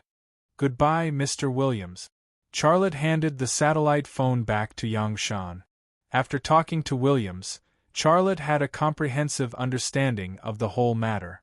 Not only did my Hattori appear here to represent the interests of the Japanese Kohatori family, but she also had another identity, and that was the representative of the interests of Lockheed Martin. What surprised him was that the alliance of 4 major arms dealers had now become 5. The new addition, Northrop Grumman, was the largest ship company in the United States, specializing in the production of warships and related weapons and defense systems for the United States. It ranked 3rd among the 5 major arms companies in the United States. Rema Group had no plans to enter the sea world. Even if they did, it would probably be a long time in the future. Therefore, Rema Group would not threaten the interests of Northrop Grumman at all, but it still joined the camp led by Lockheed Martin Corporation. They wanted to kill him and destroy Rema Group. In the eyes of the 5 major arms companies, he had reached the point where he had to be killed. As long as he was alive, Rema Group would continue to emerge with new weapons. Not only would the market be occupied by Rema Group, but China's national defense would also become stronger. Therefore, they hoped that the new material and drones would be the last thing he developed, and there would be no more after that. From the perspective of the White House and the Pentagon, he had also reached the point where he had to be killed. This was because the threat posed by the new material to the United States was extremely huge. Once China had Mystic Gold X that could absorb 100% of radar electromagnetic waves, the United States would lose its air combat advantage. Rema Group was currently only involved in the field of drones, and this threat could still be controlled. However, once Rema Group used this new material on fighter jets and strategic bombers, the United States would not only lose its air combat advantage, but it would also be in a disadvantageous position. Therefore, the owner of the White House and the Pentagon's wishes were the same as the 5 major arms companies. That was, his research could only be stopped here and could not continue any further. Therefore, they activated the top spy Eugene Lee, who had worked hard to infiltrate Rema Group, and formulated the so-called S-Plan. After understanding this, Charlotte sneered in his heart. You don't want Rema Group to produce Mystic Gold X and drones, and you don't want Rema Group to produce fighter jets and bombers, but I want to do it. If you want me to die, I'll die for you to see. The 5 major arms companies have offered a bounty of $100 million for me to kill myself. It would be a waste not to take this money that was delivered to my doorstep. Mr. Lee. My Hattori said, do you understand now? Charlotte nodded. Since this is Mr. Williams' order, I will carry it out. Give me the antidote. My Hattori took out a small medicine bottle from her pocket. She shook the bottle gently, and the sound of capsules colliding could be heard. Charlotte's left eye moved slightly and saw the pills in the bottle. There were 3 white capsules. He said, It's not poison, right? Get rid of me when I'm done with the mission. My Hattori said with a smile, Mr. Lee, please don't make such a joke. You are currently the most important person in the CIA. The 5 major arms companies, the White House, and the Pentagon are all counting on you to steal the formula and production technology of Rema Group's Mystic Gold X, as well as their drone technology. You are so important that they can't protect you in time. Who would kill you? Charlotte said, Give it to me. My Hattori handed the bottle to Charlotte and said, These 2 medicines can't be mixed together, which is why I didn't put them in the box. Before you do it, you need to take the antidote an hour before. Take another pill an hour after the poison is administered, and the last pill is to be taken 8 hours later. My Hattori said, Don't worry. This medicine was developed by the AE Research Center and has been tested in Africa. The people who were poisoned died, but the person who poisoned them had no health problems. Then I'm relieved. Charlotte put away the medicine. Is there anything else? If not, I'll go back. Rema Group has entered the final preparation stage of building a new material workshop. I have to work in Rema Group, otherwise it will arouse Charlotte's suspicion. Of course, I have a question, my Hattori said. What question? Charlotte asked. My Hattori said, I want to know your plan. Charlotte said, I just learned about this, and you want to know my plan in a minute or 2. Do you think I'm a god? My Hattori didn't mind Charlotte's tone at all. She smiled and said, I have a plan, you can take a look. What's your plan? Charlotte looked at her. My Hattori said, Find a way to enter Peace Residence, poison him in his home, and finally when he is with his women. You know, men are the least vigilant in front of beautiful women, not to mention he has several women. You want me to kill his women as well? Charlotte said. My Hattori nodded and said, This isn't a personal grudge, this is the easiest opportunity for you to succeed. Not a personal grudge? Charlotte stole the Hattori family's artificial intelligence technology and used it on the ZTZ-100 main battle tank and the Scavenger IFV. He also killed Hattori Yukihito and Hattori Michinoku. If it wasn't a personal grudge, then there would be no hatred in the world. Charlotte nodded and smiled. I'll think about it. With that, he turned around and left. Walking out of the tower, Charlotte looked back at the wooden structure of the tower. He saw my Hattori talking to Yang Shan in English. Can he be trusted? My Hattori asked. I can. Yang Shan said, there's no doubt about his ability. He was trained by the CIA's Peerless Plan. I'm not very clear about the plan, but what I know is that the people trained by the training plan only carry out the most difficult missions, and the success rate is extremely high. Peerless samurai? My Hattori's lips curled into a disdainful smile. But he looks very ordinary.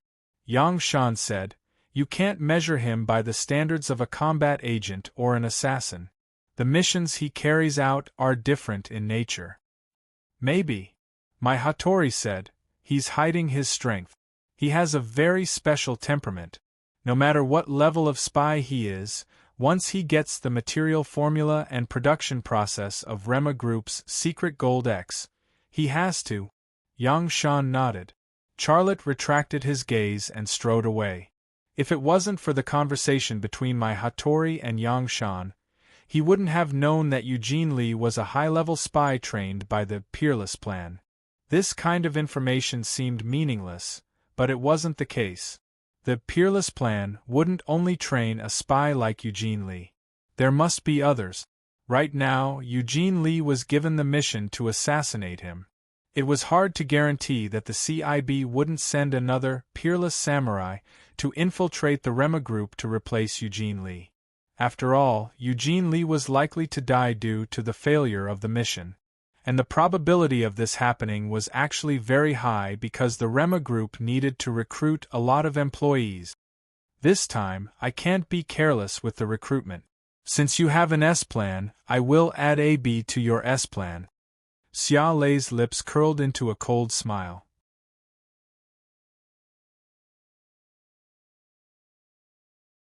Chapter 1003. The spring festival had passed, but it would come back. Time had passed, but it would never come back. What people could never stay was time. The sun rose and the sky was dyed red. Standing in front of the floor-to-ceiling window in his office, Charlotte looked at the rising sun in the eastern sky. He could feel its vitality. But even so, there would come a day when it would be extinguished and collapse. What was eternal in the universe? He retracted his gaze. A church stood under the sky, imitating the style of the Catalan Holy Family Church. It looked very majestic. At the door of the church, Long Bing was talking to the women of the Gray and Russo families. Beside the 5 women stood a large group of believers from all over the world. An armed force belonging to the Rema Group was forming. In the courtyard of Ping and Residence, the pregnant Jiang Rui was knitting a sweater for the child. She was not a woman like Long Bing and Liang Xiao who could accompany him to the battlefield to kill enemies. She was also not a powerful woman like Fan Fan. She was just a very ordinary woman. But it was her ordinariness that made him feel real, kind, and cute. She was like a mirror with a time attribute, allowing him to see his past and making him cherish everything he had now. A long line of military heavy trucks drove out of the Rema Group's gate. Each truck was carrying a ZTZ-100 main battle tank or a scavenger infantry fighting vehicle. After these 2 types of heavy equipment entered mass production, the military also began to replace the equipment of the tank. In the near future, no country would dare to fight a land war with China, including the United States. All of this was like the rising sun, full of vigor and vitality. The sound of footsteps came from behind him, soft and almost inaudible. It came from the direction of the door, deliberately hiding itself and approaching him. But he didn't need to look back to know that it was Liang Xiao. Liang Xiao came from behind, reached out to cover Charlotte's eyes and said playfully, "Guess who I am?" "You're a pig," Charlotte said with a smile. Liang Xiao hit him. "You're so mean. You're calling me a pig now that you're pregnant. You're so heartless."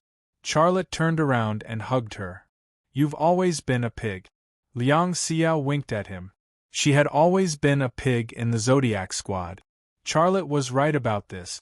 However, this pig had lost all meaning, because she could not participate in any of the Zodiac battle team's operations. Those who went to Europe to buy came back. What did they say? Charlotte shifted the topic to business. Liang Xiao sighed. I just read their report and… She paused for a moment and said, the European equipment suppliers won't sell us the equipment, even if we offer them twice the market price. Charlotte said, there must be some interference from the Americans. They know that I'm going to produce X mystical gold and drones, so they won't let us import the equipment from Europe. Liang Xiao said, there is no problem with Russia and Ukraine, but their equipment is not much more advanced than our domestic equipment. I think it's better to choose our own domestic suppliers. You can actually draw up the blueprints of the equipment and the relevant standard. We'll order from suppliers all over the country and let them produce the parts. Then we'll bring the parts back and we'll refine them. Then we'll get the equipment we want. Charlotte thought for a moment. Although it's a bit troublesome, it's a solution when there's no other choice. Give me 3 days and I'll draw up the blueprints. 3 days? So fast? That's a very complicated thing. How can you do it? Liang Xiao looked surprised. Trust me, it's not a problem. Charlotte was very confident. Hubby, don't be too tired. It's okay to take it slow. No one is rushing you. Don't worry. Liang Xiao's eyes were full of concern. 3 days to draw all the blueprints of the equipment in a workshop. Even a super brain couldn't complete it, because even if his head was filled with all the blueprints and data, his hands couldn't reach that speed.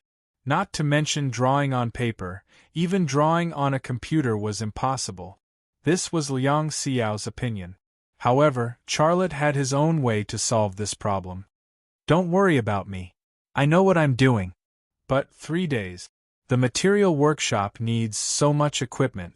I can't believe you can finish it in 3 days.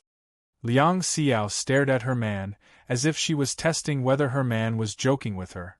Charlotte smiled and said, not just the material workshop, but also the workshop for the drone production. All the equipment, all the blueprints. 3 days. 3 days later, I'll give them all to you. Take them and select suitable equipment suppliers across the country and let them produce the parts for us. We have the Thunder Dragon intelligent machine tool. We can turn them into the best parts.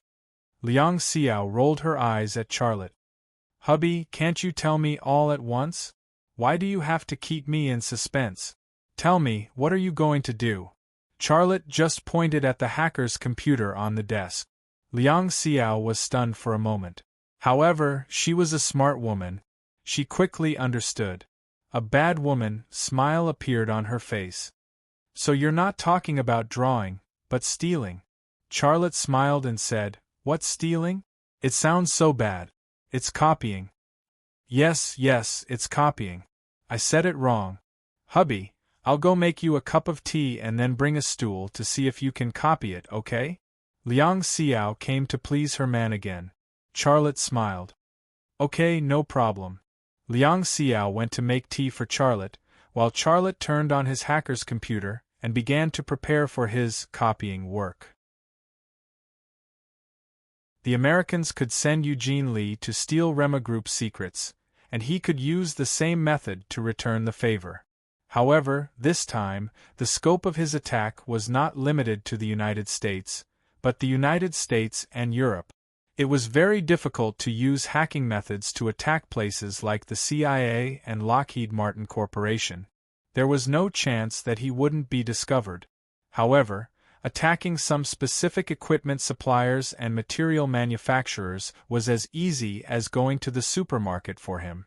Espionage incidents happened every minute and second in this world. Such things couldn't be measured from the perspective of justice and law, but they had existed since the birth of human civilization and still existed.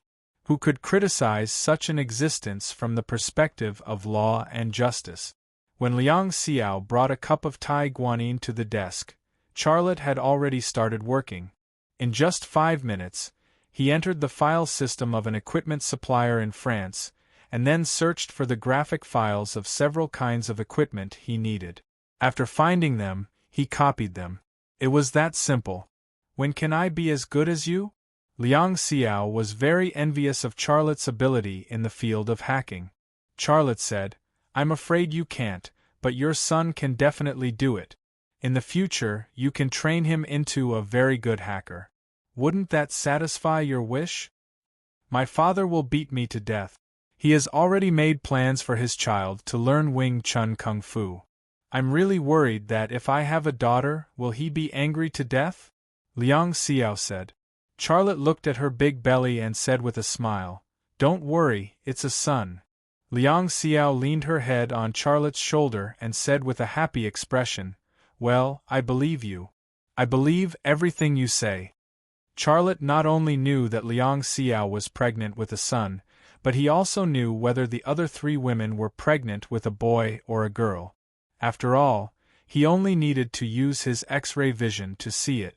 In the past, he didn't dare to use X-ray vision on his 4 wives' bellies. That was because the child was very fragile, and he was afraid that his X-ray vision would hurt the child. This worry slowly disappeared as the child grew up, but he didn't dare to do it often. He only used X-ray vision once to see whether they were pregnant with a boy or a girl.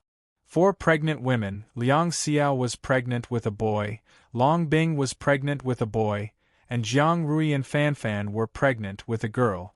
2 boys and 2 girls, 2 pairs of dragons and phoenixes. Long Bing and Liang Xiao could be compared to martial, while Fan Fan and Jiang Rui could be compared to literary.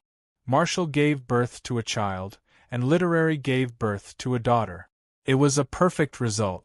While talking with Liang Xiao about the child, Charlotte modified the copied graphic materials. He attacked the French equipment supplier, which was equivalent to getting a pile of raw materials, and many of them didn't meet his requirements. However, after his modification, it was like the finishing touch, and it was perfect. It only took a few minutes to attack and steal, but the modification was very slow. He couldn't finish a few blueprints even after an hour. But once it was completed, they would undoubtedly become the best of the same kind. Liang Xiao was excited at first, but after an hour, she lost patience and interest. Honey, I'll go to the workshop to have a look. You also have to pay attention to rest, and don't be too tired. Charlotte stopped her. Xiao, I have something to tell you. What is it? Liang Xiao looked at Charlotte curiously.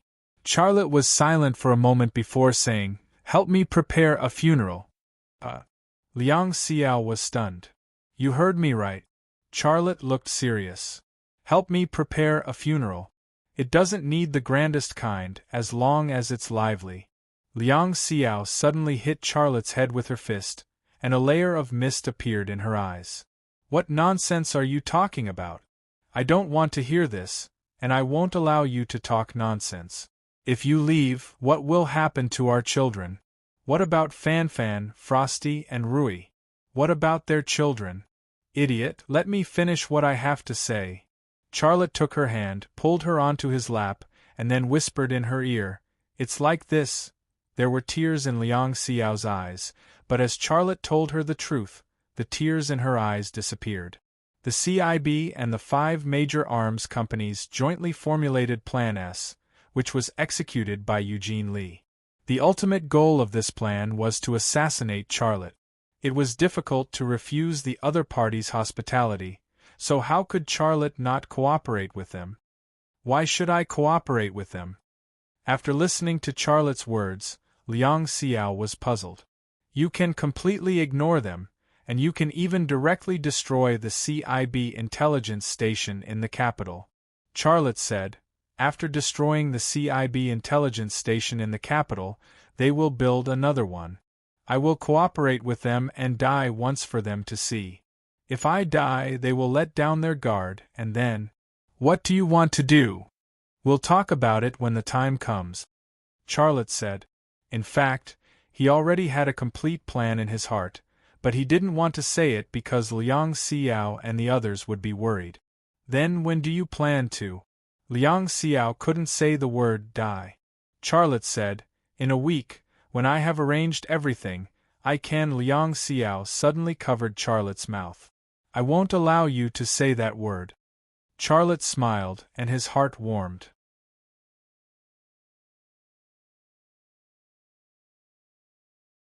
Chapter 1004. 3 days later. Several printers were working non-stop, printing out drawings one after another. Several piles of drawings had been piled up on Charlotte's desk, each of which was more than a foot thick. These were the drawings that Charlotte had copied and modified from Europe and the United States. Some were drawings of materials and equipment, and some were drawings of equipment for the production of drones. After being modified by Charlotte's superbrain, they were more advanced and perfect. These drawings and related information had been classified and cut. Most of them were drawings of individual parts and related parameter descriptions, as well as the requirements for manufacturing materials. Charlotte had done his job to the extreme. All that was left was to send the drawings to the equipment manufacturers in China and negotiate the order. The rest would be done by Liang Xiao and the staff of Rema Group. After printing out the last drawing, Charlotte went into the lounge. When he came out again, he had changed into Eugene Li. Liang Xiao, who had just come to get the drawings, saw Eugene Li. She was slightly stunned and then reacted, "Honey, are you sure you want to do this?" Charlotte said, "Of course, this plan is very important to me. Do as I say." "But you didn't tell me where you are going to hide for a while, and how long will this period of time be?" Liang Xiao looked very worried. Charlotte said, "About half a month, maybe 20 days, but no more than a month." Liang Xiao frowned. "Is it half a month, 20 days, or a month? Also, don't change the subject. Where are you going?" "Haizhu." Charlotte said, "I want to go back to my hometown. I am familiar with that place. I will disguise myself as someone else, and the CIA will not find me. But you have to pretend that you don't know anything, and you can't come to Haizhu to find me." "Really?" Charlotte nodded. But he knew very well that this was a white lie. The place he wanted to go was dangerous, and he didn't want Liang Xiao and Long Bing to worry. "Okay, call Masato over. He is ready," Charlotte said. A few minutes later, Ryu Yongnam arrived at Charlotte's office. He was wearing the human skin mask that Charlotte had made for him. He looked exactly like Charlotte. "Sit on my chair, I'll fix it for you," said Charlotte. Ryu Yongnam sat on the chair in front of the desk. "Brother, how long do I have to pretend to be a corpse?" "About 10 days to half a month." Charlotte used the makeup tools to draw Ryu Yongnam's face towards the corpse. "Brother, 10 days to half a month?" Ryu Yongnam cried with Charlotte's face. "Can you change someone else to play the corpse?" "Don't move. You've played me several times. You're the best. No one else can do this job. I'm your brother-in-law. If you mutter again, I'll let Xia Shui beat you up." Charlotte looked fierce. "Don't. I'll do it, okay?" Ryu Yongnam gave in. Xia Shui was his Achilles heel. A little bit and he would be finished. After putting the makeup on Ryu Yongnam, Charlotte left the office. "Husband!" In Charlotte's office came Liang Xiao's crying voice. Liang Xiao's crying voice alerted the staff in the office building. They wanted to enter Charlotte's office, but they were stopped by Erdemo. They could only look at Charlotte, who was lying on the office chair, from a distance. Charlotte's face was purple, and his 7 orifices were bleeding. There were a lot of bubbles on the corners of his mouth. It seemed that he was dead. "What's going on? How is this possible?" "Woo-woo! Chairman Xia! Woo-woo! Chairman Xia, get up! Get up! You said that you would lead us to defeat Lockheed Martin Corporation. How could you leave us behind?" "Ah! Chairman Xia!" There were wails and cries in the office building. Charlotte was the national hero of this nation. There was nothing to say about his treatment of his employees. His bonuses and benefits were the highest in the country. The love and admiration of the employees of Rema Group for him were real and not feigned. Charlotte's other 3 women also arrived. Erdemo only let the 3 of them in, and then he sealed the door and didn't let anyone in. The 4 women surrounded Xiaolei, each one more sorrowful than the last. "Honey, why did you leave? If you leave, what about me and the child in my belly?" Fan Fan's voice was heard. "Sob, sob, sob. Sob, sob, sob. Hubby. Wake up, wake up.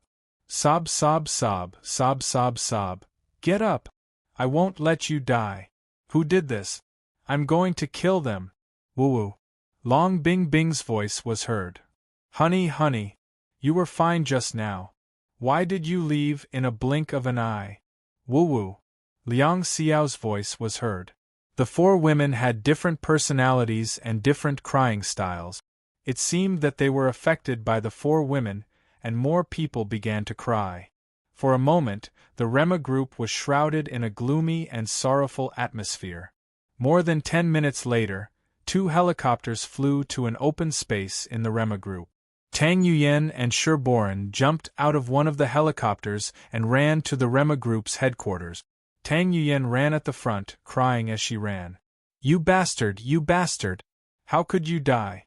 You made me fall in love with you, but you left me alone in this world. You bastard!" When love reached the extreme, it was hatred. Sherboran's expression was solemn. Charlotte's death was not that simple. He didn't need to think or evidence to guess that it was the Americans who did it. What worried him more was how far the Rema Group could fly without Charlotte. In the face of such a loss, what kind of reaction would China have? He was thinking about these questions, and each of them was a national matter.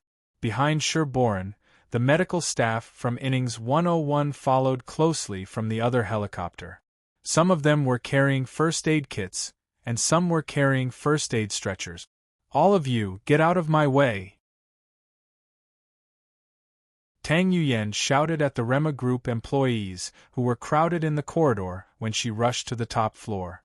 Then, without waiting for those people to get out of the way, she forcibly knocked away the people who were blocking her way and bumped her way to the door of Charlotte's office like a bowling ball. "Stop!" Erdemo reached out and blocked Tang Yuyan's way. "What are you doing? Get out of my way!" Tang Yuyan's emotions were already out of control. "You can't go in." Erdemo wasn't angry. Tang Yuyan pulled out a Viper pistol and pointed the muzzle at Erdemo's head. "Get out of my way." Erdemo didn't move.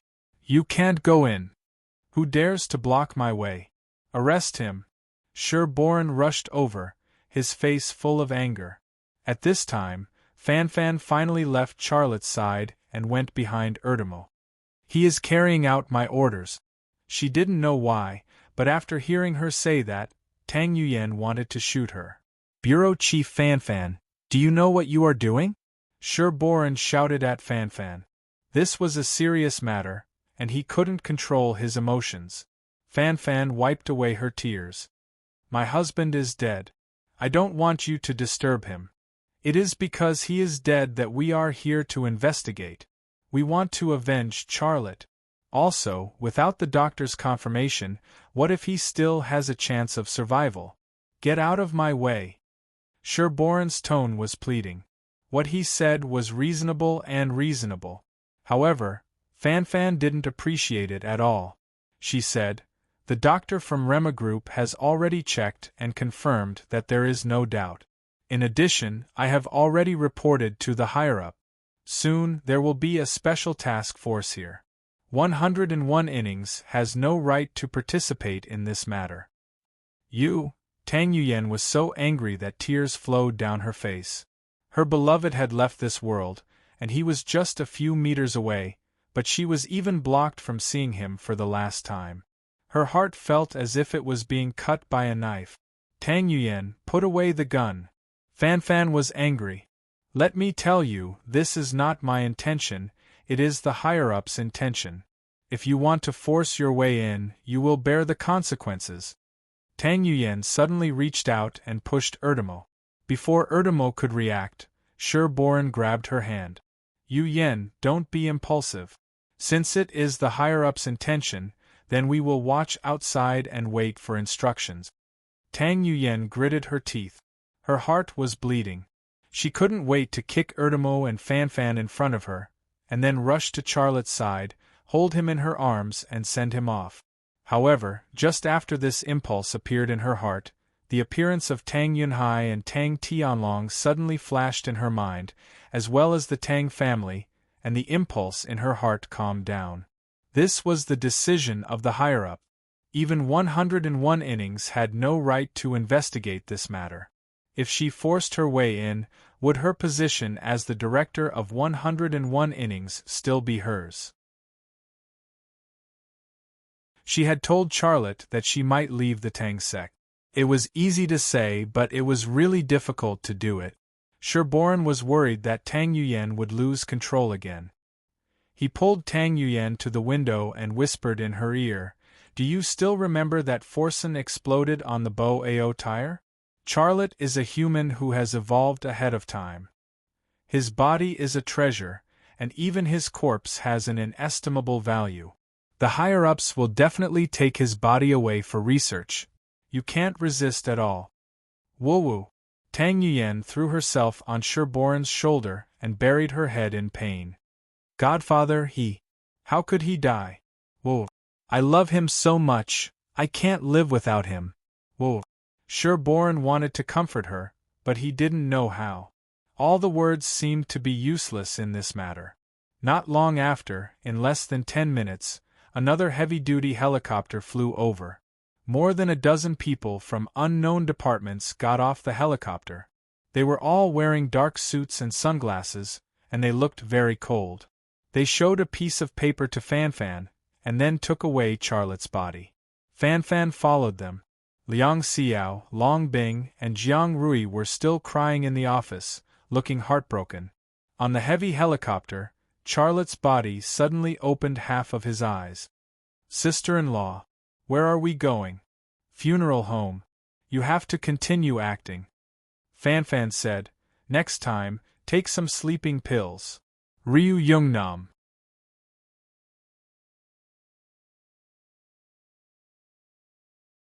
Chapter 1005. A silver Rolls-Royce Phantom rushed into the headquarters of Rema Group, and the guards at the door didn't even stop it. The Rolls-Royce Phantom came to an emergency stop in front of the headquarters. Before the car came to a complete stop, Shintu Tianyin jumped out of the car. She almost fell to the ground, but before she could steady herself, she stumbled to the stairwell. His ex-wife had also come to see her husband off, but she didn't even get to see Charlotte for the last time. "Xia, where's Charlotte?" Rushing into Charlotte's office, Shintu Tianyin saw the 3 women in the office, Long Bing, Liang Xiao, and Jiang Rui. There were tears in the corners of her eyes, as if they would flow in the next second. Liang Xiao wiped the tears from the corners of her eyes. "You're too late. His body has been taken away." Shintu Tianyin's tears came out of her eyes. "Is he dead?" Long Bing nodded. "No," Shintu Tianyin suddenly roared. "This is impossible. It's impossible. You're lying to me. You must be lying to me. Charlotte won't die. He won't die." Tang Yuyen walked in from the door and choked with sobs. "Tianyin, he is indeed dead. His body has been taken away." Shintu Tianyin suddenly screamed, then closed her eyes and fell to the ground. Tang Yuyen reached out and hugged Shintu Tianyin. 5 women, 2 camps. At this moment there was a clear distinction. Liang Xiao and Long Bing couldn't help but look at each other helplessly. Charlotte wasn't dead. This was a secret that they knew. But Tang Yuyen and Shintu Tianyin didn't know. They were heartbroken, and their feelings for Charlotte were so strong. How would they react once they knew it was a scam? "Yu Yen, shall we call her?" Long Bing said. Tang Yuyen said, "She is Charlotte's ex-wife. She came to see her ex-husband off. What's wrong with that?" Long Bing still wanted to say something, but Liang Xiao suddenly hugged her and cried, "Bing, I don't want to live anymore, I want to accompany him. Long Bing suddenly realized something and shut her mouth. At the same time, a Buick Enclave was running on the suburban road. Do, boss, we're already at the target's location, but the target hasn't appeared yet. After the call was connected, Angumi Khan's voice came from the satellite phone. They will appear, Charlotte said in a deep voice. Remember, do not shoot any targets. If they want to kill me, then you can do it. Got it. Angumi Khan's voice was heard. He said with a smile, but I hope they want to kill you to silence you. They won't. I'm still of value to them. If nothing unexpected happens, they won't do it. End of call. Charlotte hung up the phone. He was going to see my Hattori, Yang Shan, and Sibelius. The meeting place was still on the tower of the Great Wall of Mishianyu. Before he set off, Angumi Khan, Akiko Tsukino, Yelena, and Sayamu had already set up an ambush on the mountain 1 kilometer away. 4 people, 4 XL 2500 sniper rifles, 4 sniper points. Once Yang Shan or my Hattori had the idea to kill him to silence him, then Angumi Khan and the others would open fire to gain the initiative. Although he judged that the possibility of that happening was less than 10%, even if it was only 1%, he must eliminate it. Perhaps he would die one day, but that would be at least 2 years later. He absolutely could not die now. For the sake of Rema Group, for the sake of Liang Xiao's unborn child, he must not die. Half an hour later, when the Buick Enclave approached the Great Wall of Mishianyu, Angumi Khan called him again. Boss, they have appeared. Got it. After ending the call, Charlotte put away the satellite phone and then entered the scenic area. There were only a few tourists at the Great Wall after the New Year. Unlike last time, he didn't need to concentrate to grasp the surrounding environment. Now, he could see the people he wanted to see with his telescopic vision. Hattori, Yang Shan, Sibelius, and several samurai from the Hattori family. They were all field agents of the CIA's intelligence station in Kyoto. When he approached the gate tower, Charlotte used his X-ray vision. These people were all armed. If they want to kill me, I will kill them and destroy the CIA's intelligence station in Kyoto. Then, I will wake up Shaoqian and steal as much information as I can. Charlotte had already made up his mind. However, he didn't want things to develop in that direction. In his plan, my Hattori, Yang Shan, and Sibelius all had to die, but when to kill these people was very important. If he killed these people now, his plan would be ruined. Mr. Lee, you are very punctual today. Please follow me, the field agent who worked as a waiter at Leaves Cafe said politely. Charlotte nodded slightly and then followed him to the gate tower. Mr. Lee, did you succeed? As soon as Charlotte showed up, Yang Shan couldn't wait to ask. Charlotte nodded again. Thanks to the poison you provided. He probably didn't know what was going on until he died. Where is his body? My Hattori also asked anxiously. Charlotte said, when I came, his body was taken away by the China government. He had secrets hidden on him, and his body has high scientific research value, which is normal. However, I think because of Charlotte's contribution to China and his position in the hearts of the China government will probably hold a decent funeral for him. Ha ha ha! My Hattori suddenly laughed crazily. Charlotte just looked at her quietly. This Japanese woman reminded him of Gu Qian, and my Hattori's desire to kill him was as strong as Gu Qian's. Are you sure? Yang Shan stared at Charlotte with suspicion and probing in his eyes. Charlotte imitated Eugene Lee and shrugged. If you asked me to come here to confirm whether Charlotte is dead or not, I have already given you the answer. If you doubt that Charlotte is not dead, please go to Charlotte's morning hall and have a look. Haha, no, Mr. Lee, don't get me wrong, I'm just asking casually. Yang Shan said, I will report to Mr. Williams, and you will get the rest of the payment you deserve. Charlotte secretly breathed a sigh of relief in his heart. In this case, the other party should not have a plan to kill him here. Yang Shan took out a satellite phone and walked to the outside of the city tower to make a call. Charlotte was about to use his X-ray vision to talk to Williams when my Hattori suddenly walked in front of him and blocked his view. She moved her head to Charlotte's ear. Charlotte took a step back. "Miss Abdomen, what do you want to do?" My Hattori said with a smile. "You killed the person I wanted to kill even in my dreams. I want to kiss you to express my gratitude." Charlotte sneered. "I don't want a kiss from a poisonous snake." "Ah." My Hattori laughed very sweetly. "Mr. Lee, you are really good at joking." Charlotte stopped talking. The more he talked, the more flaws there would be. In front of these professional spies and secret agents, the wisest thing to do was to talk less. My Hattori lowered her voice was almost inaudible, it could even be said that she was mouthing. "If you get the formula and production technology of the X-Mystic Gold, remember to tell me the good news." When she spoke, she stood at a very good angle. Other than Charlotte, no one else in the same environment could see her at all. Charlotte's lips curled into a smile. This was a hint that after he got the X-Mystic Gold, she could buy him with a lot of money. And his smile was a tacit response. Yang Shan walked in and handed the satellite phone to Charlotte. "Mr. Williams is waiting for you online." Charlotte picked up the satellite phone. "Mr. Williams." "Lee, well done." Williams was very excited. Charlotte just listened.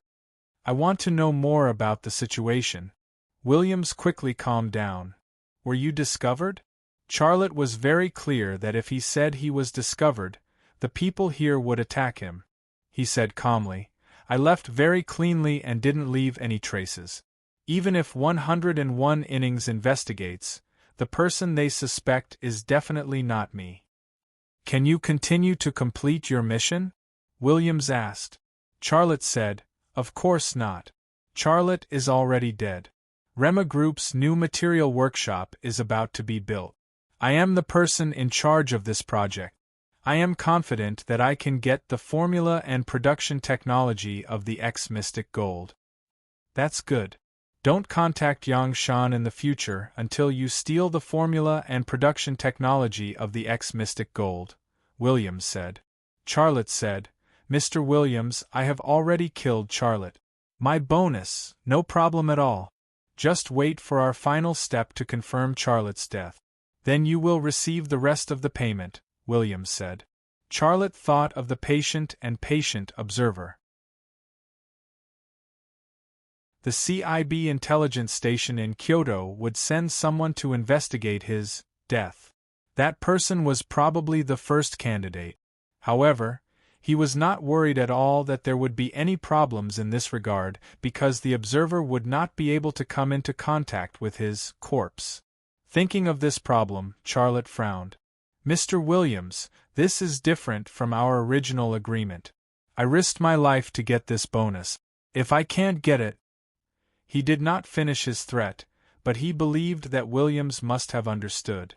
Williams said, "Okay, it will be sent to your account within 24 hours. I think this time is enough for us to confirm the final step. Thank you. I have to rush back to Rema Group. I will hide for a period of time. During this time, I will not contact you, and I do not want anyone to contact me." After that, Charlotte hung up the phone and then handed the satellite phone back to Yang Shan. Yang Shan heard what he just said. Sibelius and my Hattori also heard it. He wanted to hide for a period of time. He did not want anyone to contact him. The anyone he was referring to was obviously these three people. My Hattori thought about it and blinked. Charlotte saw it, but he did not say anything. He turned around and left. "This guy is really arrogant," Sibelius said with hatred. $100 million. He just earned $100 million. Yang Shan said faintly. "He has the life to make money, but not the life to spend it." My Hattori said, "According to the current situation, he should be able to steal the formula and production technology of Rema Group's X-Mystic Gold. If you get it, let alone $100 million, even $200 million will be wanted." Yang Shan and Sibelius could not help but look at each other. This was also a hint, and it was very obvious. Humans die for wealth, and birds die for food. How many people in this world could resist the temptation of hundreds of millions of US dollars? Charlotte walked out of the tower. He looked at the opposite mountain peak and said with his lips, "Retreat, set off." Set off. His next stop was not Rema Group.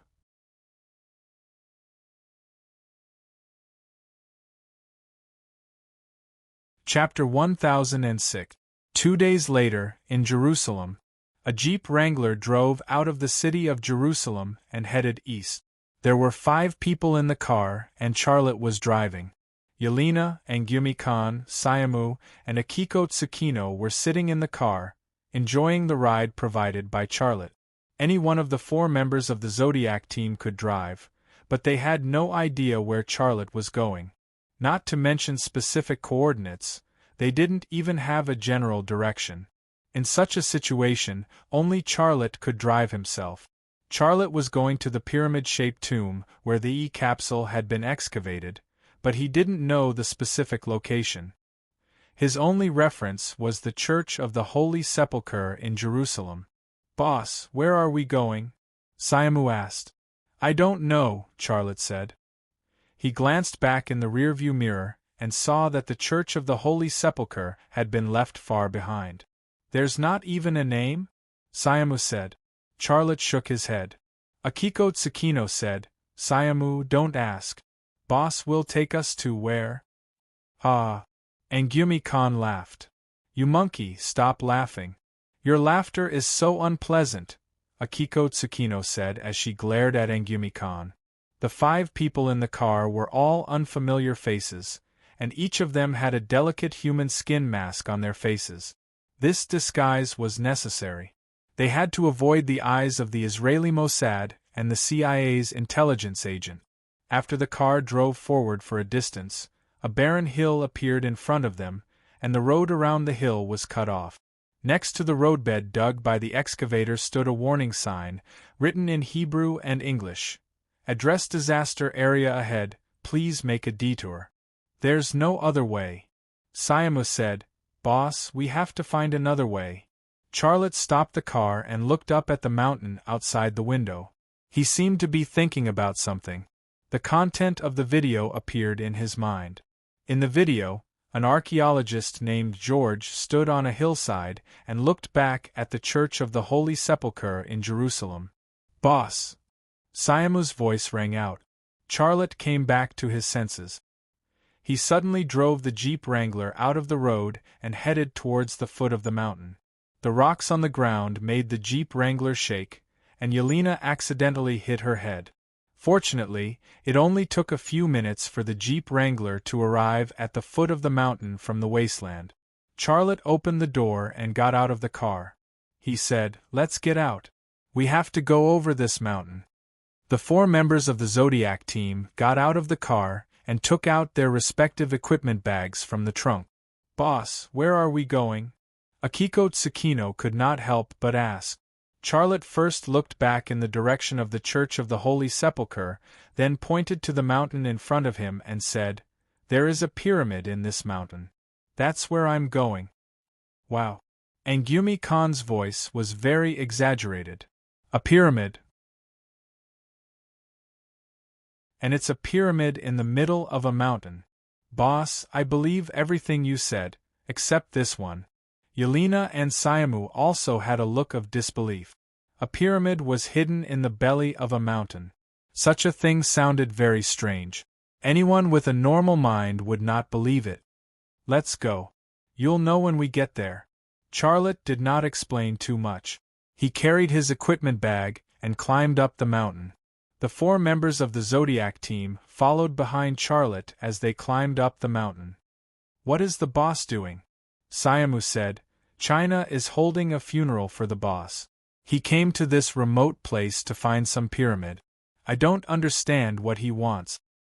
"Yeah, it's so strange," Angumi Khan said. "Stop gossiping." Akiko Tsukino said, "The boss must have his reasons for doing this. We just need to do what he says." "Akiko, do you like the boss?" And Gyumi-kan whispered. Clang. A samurai sword was unsheathed. Well, pretend I didn't say anything. And Gyumi-kan shrugged. Charlotte actually heard the discussion of his four subordinates, but his mind was not on these boring things. The content of the video kept appearing in his mind. In addition to comparing the terrain again to confirm the location, he was also thinking about some questions. One was that after his father Xia Changhe left the capital, the first place he appeared was Jerusalem. Did he also come to this place? Another question was the man with the king cobra tattoo on his arm. Who was he? The last question was the man with the king cobra tattoo on his arm. He was obviously the one who took the amber containing the AE capsule. But why did the AE capsule end up in the AE Research Center? He wanted to find the answer to these three questions. He also had some analysis, but he felt that something was wrong. An hour later, she climbed up the mountain with the 4 members of the Zodiac team. At the bottom of the mountain was a bare hillside. It was made up of rocks and gravel. There was not even a single blade of grass.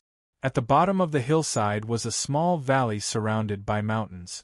There were some drought-resistant shrubs in the valley, but it looked very desolate. Charlotte looked back at the Church of the Holy Sepulchre in the city of Jerusalem. This time, he was completely sure that the archaeologist named George had taken the video from this hilltop. The mysterious pyramid was also at the foot of the hill. And Gyumi-kan, stay here and set up a sniping point.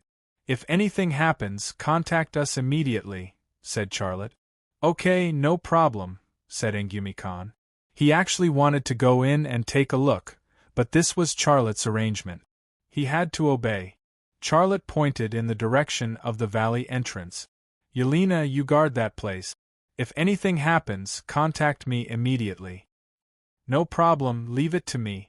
Yelena carried her equipment bag and walked in the direction of the valley entrance. Akiko Sayamu, you two come with me, said Charlotte. Akiko Tsukino and Sayamu nodded, then followed Charlotte down the hillside. A sniper and Yelena, who was good at controlling the environment, guarded the outside. Akiko Tsukino and Sayamu, who were good at assassination and observation, followed him into the pyramid. This was a very wise arrangement. It took almost an hour to go up the hill, but it took less than 20 minutes to walk from the hillside to the foot of the hill. Charlotte quickly found the location of the entrance. In the video shot by George, the entrance was 3 meters high and 3 meters wide. Even an off-road vehicle could drive in. But now it had been sealed, and huge rocks were blocking the entrance. At the end of the video, the man with the king cobra tattoo on his arm gave the order to blow up the entrance. He really did it, and judging from the rocks piled up at the entrance, the group of people had set up a lot of explosives when they retreated. They almost tore down half of the hillside. If they wanted to go in, they would probably have to use large construction machinery, such as excavators and forklifts, and it would take several days. Charlotte used his X-ray vision to look inside the cave, but his left eye couldn't see through the huge rocks and into the interior of the mountain. His brow furrowed. He felt that he was oversimplifying the problem and was too impatient. Boss, is it here? Sayamu was very good at reading people's expressions. Charlotte nodded.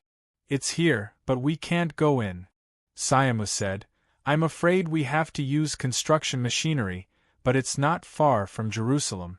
Mossad has a lot of spies here. If we do anything here, they are likely to find us. Akiko Tsukino said, Why don't we wait until night and blow it up with explosives? Sayamu said, No, the sound of the explosion is likely to reach Jerusalem, and the vibration may be discovered by the Seismological Bureau in Jerusalem. This is not a good idea. Akiko Tsukino spread her hands. This won't work and that won't work. What should we do? While Akiko Tsukino and Sayamu were talking, Charlotte's eyes moved to a rock. There were lines carved on the rock with sharp chi. They seemed to be irregular, but if one looked carefully, there seemed to be Chinese characters hidden in the lines. Charlotte's left eye absorbed the seemingly messy lines, and his brain presented the pattern formed by the lines. Then, he analyzed, filtered, pieced, and reorganized them in a 360-degree range without any blind spots. He quickly found a pattern. Some lines were carved with great force, while others were carved with great force. There was a clear sense of hierarchy between the two. Then, he eliminated the carvings with great force, leaving only the carvings with less force. Two Chinese characters immediately appeared in his brain, Zhuobai. The handwriting was a little familiar. Zhuobai. Charlotte was confused. What does this mean? The two Chinese characters looked like a Chinese name, but if analyzed separately, it was a description of direction and distance. It was difficult to determine which one it was. Wait. Charlotte suddenly thought of something. This is Dad's handwriting. No wonder it's so familiar. The handwriting left by Dad couldn't be a name, but a direction and distance. He had been here, and he was using this method to tell him, 100 meters to the left. In fact, many of us did this kind of thing when we were young. They used bricks or stones to write and draw on the walls of the school. After writing and drawing, they erased it with a clatter. But no matter how much we erased, the original drawing was still traceable, because it was real, but it was covered up. What's 100 meters to the left? Charlotte looked to the left, but there was a corner less than 100 meters away, and he couldn't see the other side. Boss, we have to think of another way, Sayamo said. Follow me. Charlotte walked to the left. Sayamo glanced at Akiko Tsukino, and then shrugged helplessly. Akiko Tsukino simply gave him a supercilious look. She had never been nice to this pursuer from Iraq.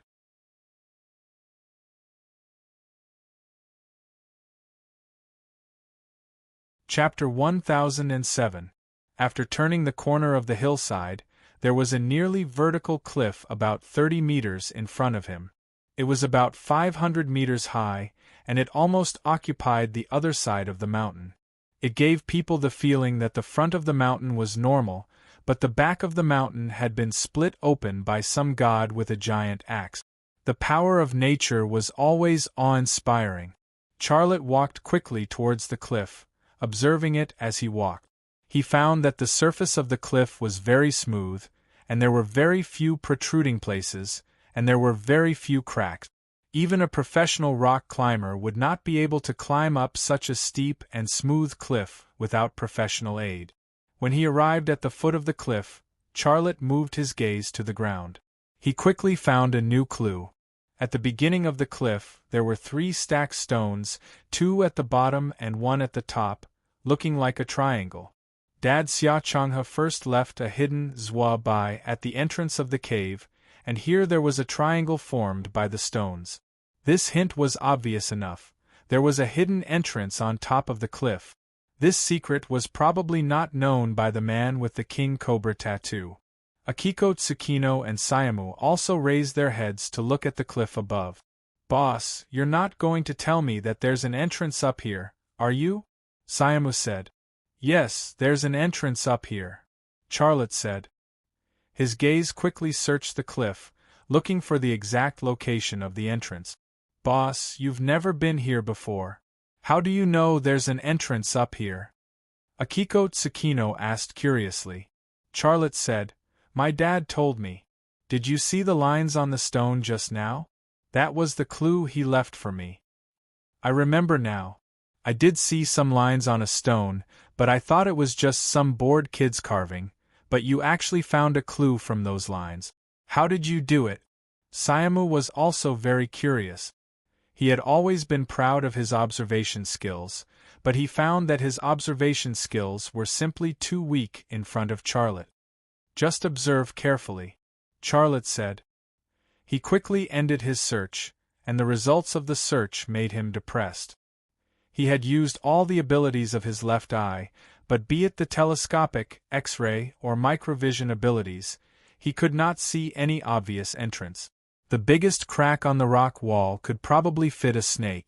It was obviously not an entrance that a human could enter. Charlotte furrowed his brows and thought to himself, Could it be that father left behind some message?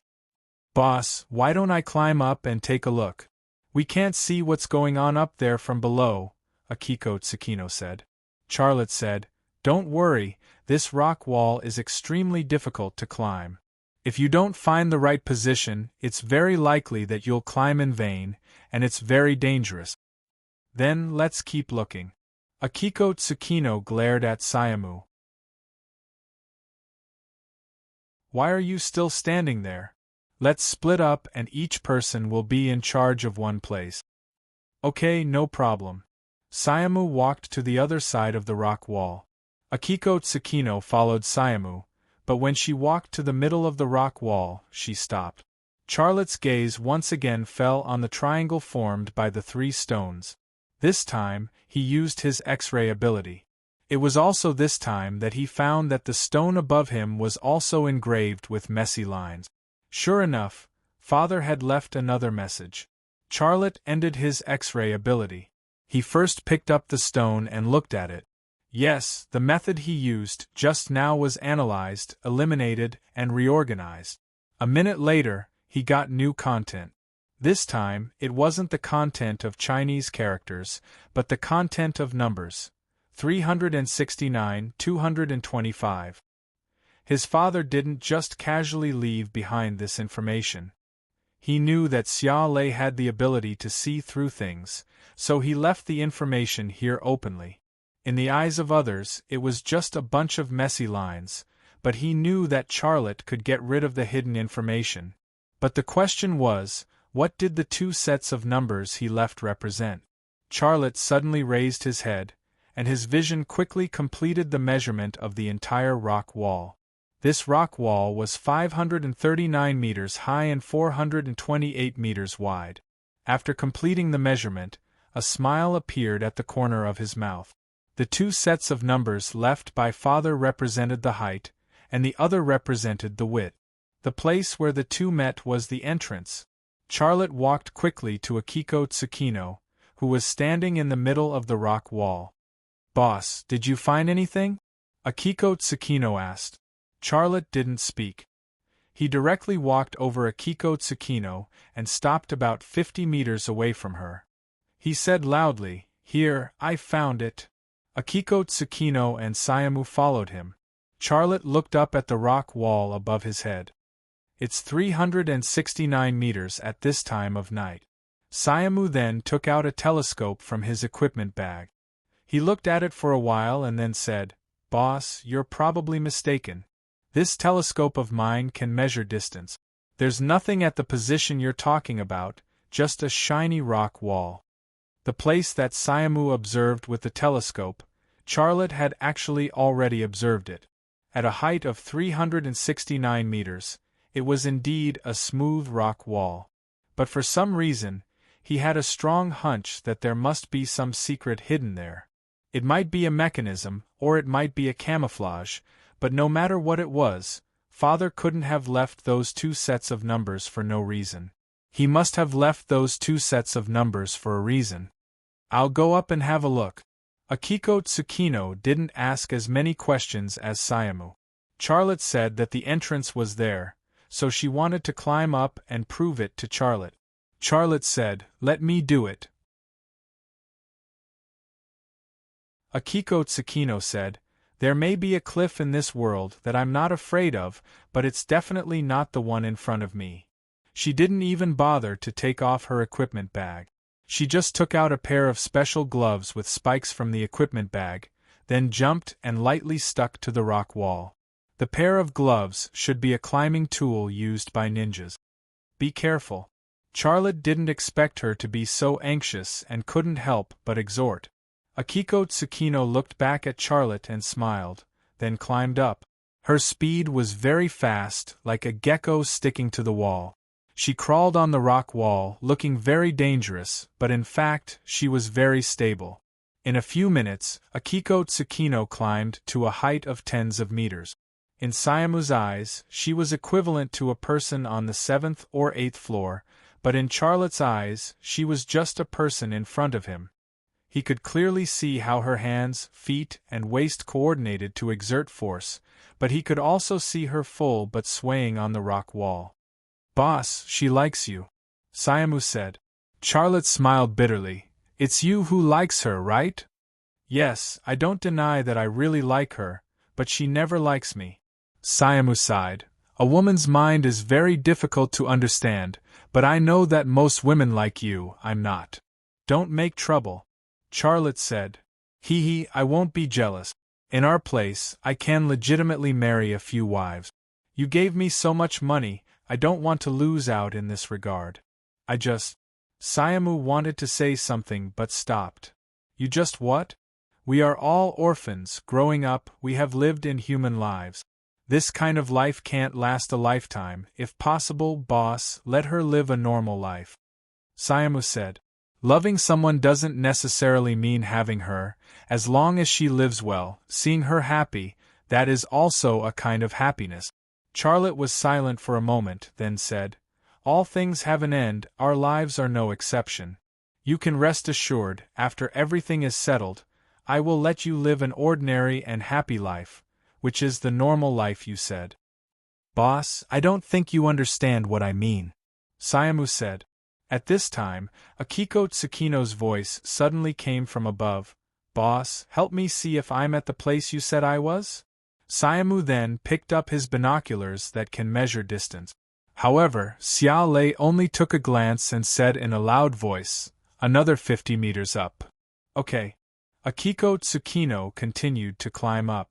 Siamu put down the binoculars with a face full of surprise. "Boss, I just measured.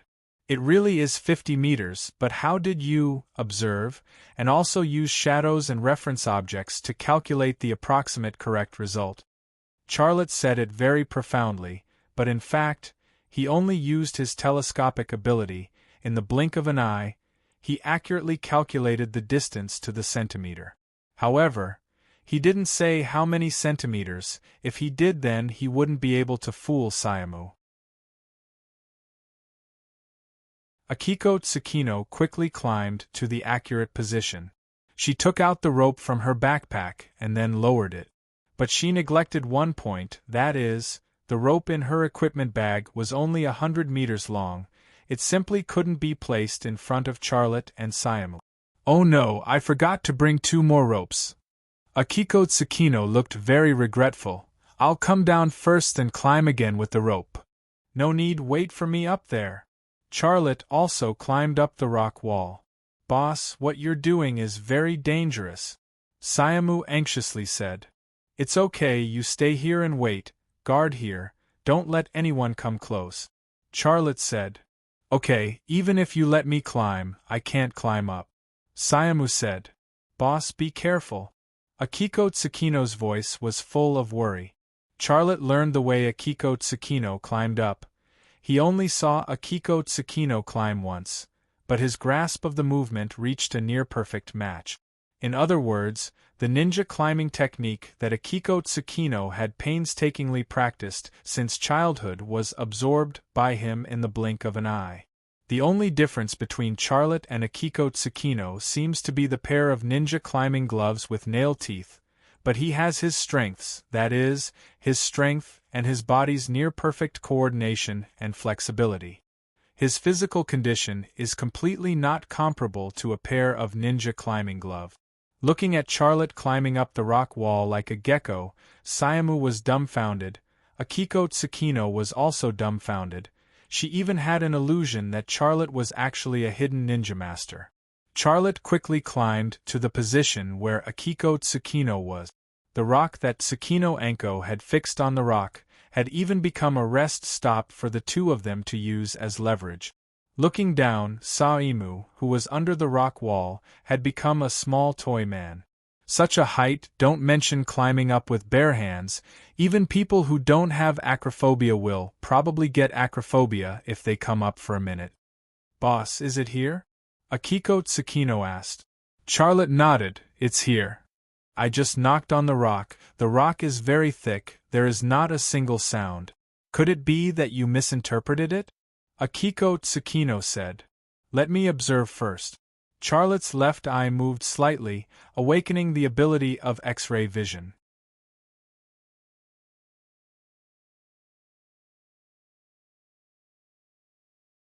Chapter 1008. There was no sound of an opening, which meant that the rock was solid and there was no space behind it. There were almost no cracks around, and there were no traps or anything like that. However, this place was the place that his father, Xia Changhe, had indicated, the intersection of 369 and 225. Judging from the current situation, it was normal for Akiko Tsukino to think that Charlotte had misinterpreted it. But did Charlotte really misinterpret it? After a minute of X-ray vision, Charlotte pulled out a military knife and then crawled along the rock wall. He grabbed the rope that Akiko Tsukino had fixed to the rock, and as he crawled, he scratched the rock with the military knife. Akiko Tsukino was surprised to find that the marks that Charlotte had drawn were like marks made by a knife on the soil. They were very deep, and the edges of the scratches looked like saw teeth. Under normal circumstances, it was obviously impossible for a military knife to leave a deep scratch on a hard rock, let alone a sawtooth scratch. When Charlotte stopped, he had already drawn a circle with a diameter of about 1 meter on the surface of the rock. After he finished drawing, he suddenly stabbed the military knife into the rock. Crack! The sharp military knife stabbed into the center of the circle like a radish. Akiko Tsukino moved towards Charlotte, and she grabbed a stone chip on the crack. She was dumbfounded when she saw it. It was not a stone chip at all, but wax. Someone had used wax to seal the entrance, and the wax had been made into the color of the rock, and even had a texture. She didn't know who made this wax ball and when it was placed here. But she was sure that it had experienced a long time, and it was not ordinary wax. It was specially made, otherwise, it would have been weathered by the wind and the sun, and it would not have lasted until now. Charlotte also had a question in his mind, and that was, how did his father know about this entrance? Boss, you can easily see a girl's underwear, right? Akiko Tsukino suddenly said. Huh. Charlotte pretended to be surprised. Since you were able to discover such a hidden entrance, it shouldn't be a problem for you to discover the color of a girl's underwear. Akiko Tsukino said. Charlotte was stunned. He wondered if Akiko Tsukino knew the secret of his X-ray vision. He had only told this secret to his father, Xia Changhe, and no one else. If Akiko Tsukino knew this secret, the only way to get it was from his father. But why did Papa tell Akiko Tsukino this secret? There was no need for that at all. Akiko Tsukino suddenly laughed. Boss, I'm just joking with you. What's with your expression? She actually played such a joke on him. Charlotte secretly breathed a sigh of relief, but a smile appeared on his face. I'm guessing the color of your underwear. Black, right? Is it lace? In his line of sight, Akiko Tsukino's trousers had disappeared, and all that was left was the crucial fabric. However, it wasn't black lace, but white-combed cotton underwear without flowers.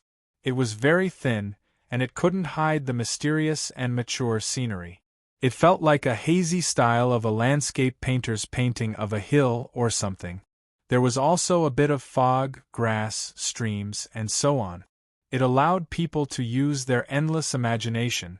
Akiko Tsukino's face suddenly turned red, and then she said, perverted. Charlotte laughed and said, I guessed it right? Well, how can we open it? Akiko Tsukino had no choice but to change the topic. She made a joke, but this joke put her in an awkward situation. Charlotte said, It's very simple. Just kill it. He pulled out a Viper pistol with a silencer from his waist, and then fired at the wax ball disguised as a rock. Akiko Tsukino also took out a Viper pistol and fired at the wax ball. Wax was most afraid of high temperatures, and its structure was also hard and fragile. The temperature of the bullet was extremely high, and the impact was also very strong. The two of them only used one clip, and the wax ball became a honeycomb full of cracks. Charlotte kicked it, and with a crisp sound, the wax ball that was riddled with holes disintegrated. Part of it fell down the cliff, and the other part rolled into the belly of the mountain. A passage was also revealed. It was about 1 meter in diameter, and it was so deep that the bottom could not be seen. Its structure was irregular, and it was not man-made, but natural. It looked like part of a karst cave. Although the pyramid in the belly of the mountain was built by people, it obviously used the power of nature. It could be speculated that the belly of the mountain was originally a huge karst cave. Later, someone discovered it and built a hollow pyramid. However, the person here was not a person, but a country or a nation. No individual had such ability. It could only be a country or a nation. However, even if the history of Israel was pushed back to the 13th century BC, when the Hebrews returned from Egypt to the land of Canaan, Charlotte did not believe that the Hebrews had the ability to build a pyramid in the belly of a mountain. If it was not the Hebrews or the Arabs, then who could it be? Just as Charlotte was thinking about these questions, Akiko Tsukino twisted a light stick and then went into the passage. "Be careful." Charlotte grabbed her ankle, and then put his hand against her back into the passage. He wore a multifunction watch on his hand, which could test altitude, air pressure, and air composition. This was a customized multifunction tactical watch from the Swiss company Abbey, and it cost $200,000. Not only did he wear it, but every member of the Zodiac team also had the same watch. However, he was worried that Akiko Tsukino was in a hurry to go in and did not test the air quality, so he grabbed her ankle to prevent her from continuing to climb in. If there was poisonous gas in the sealed passage, it would be very dangerous to go in rashly. It was not impossible, but even if the probability was 1 in 10,000, once it happened, the consequences would be irreversible. The test results came out quickly. The air quality was not very good, but it was still normal. Charlotte let go of Akiko Tsukino's ankle. Akiko Tsukino crawled forward and said, "If there is a change in the air quality, you must retreat when I tell you to." Charlotte followed her and crawled forward. "Be careful, this place is very strange." The naturally formed passage was crooked, and it was like a person's intestines. Crawling in such an environment, with no end in sight, even people like Akiko Tsukino and Charlotte, who had killed countless people, could not help but feel nervous and worried. Charlotte crawled forward and carved marks on the stone wall of the passage with his saber. This was necessary. If they got lost in the karst cave, he could use the marks he carved to return to the outside with Akiko Tsukino. After about half an hour of difficult crawling, Akiko Tsukino suddenly stopped, and her body made a backward movement. Charlotte had just finished carving a mark and did not pay attention to her situation. As a result, his head bumped into her pert butt. It felt like his face bumped into a large piece of jelly. His nose also smelled the fragrance of a woman, and there was a hint of a woman's unique smell. "What's going on?" Charlotte hurriedly stepped back a little. Akiko Tsukino obviously did not take the intimate contact that had just happened to heart. She said, "We're at the end. Come and see for yourself." With that, she grabbed a rock and slid out of the passage. Charlotte crawled to her position, and the scene in front of him stunned him. Under the illumination of the glow stick in Akiko Tsukino's hand, in his field of vision were densely packed white skeletons, arranged in circles. Below him was a bottomless dark abyss, but he could still see the situation below with the faint light of the glow stick. It was the bottom of the pyramid.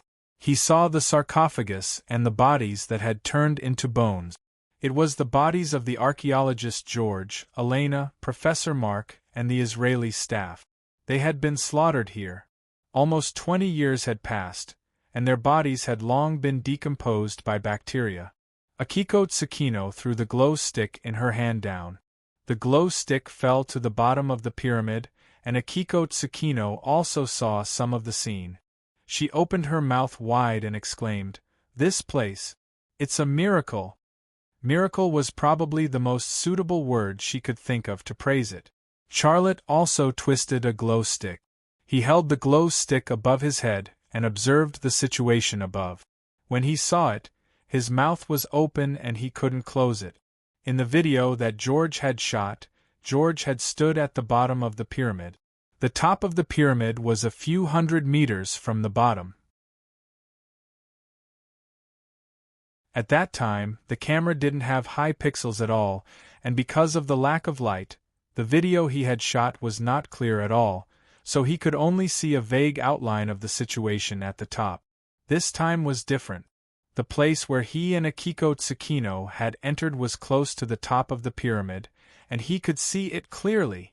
There were also skulls at the top of the pyramid, and they were also arranged layer by layer, like bricks supporting the top of the pyramid. However, the kindest one, the skull at the top, was indeed different. It was crystal clear, as if it was carved out of crystal.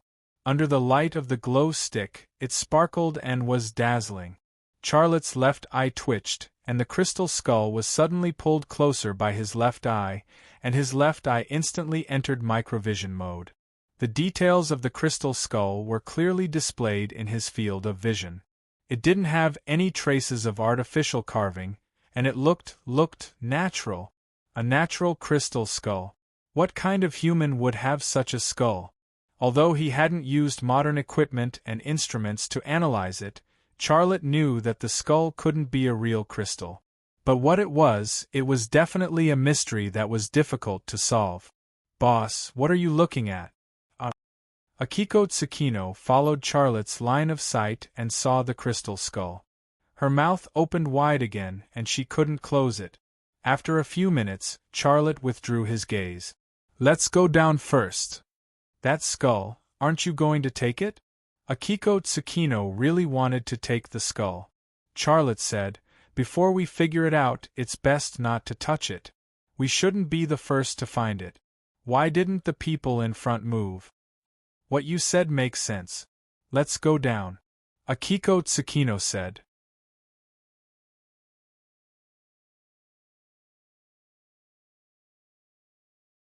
Chapter 1009. Charlotte and Akiko Tsukino used a rope to cross the inlaid area of the skull, and then went from the surface of the rock to the bottom. Akiko Tsukino screwed up more light sticks and threw them into the corners of the pyramid. Most of the space was illuminated, and they could see some things that couldn't be seen in the video, such as the statues.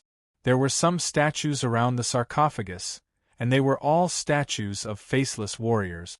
Charlotte had seen such statues in the ancient tomb under the Church of the Holy Sepulchre in Jerusalem, where he had dug out a large number of ancient alloy fragments from the body of the old man. These statues of the faceless warriors evoked memories in Charlotte, and images of that time emerged in his mind. There were 360 degrees of images with no blind spots, and no details were missed.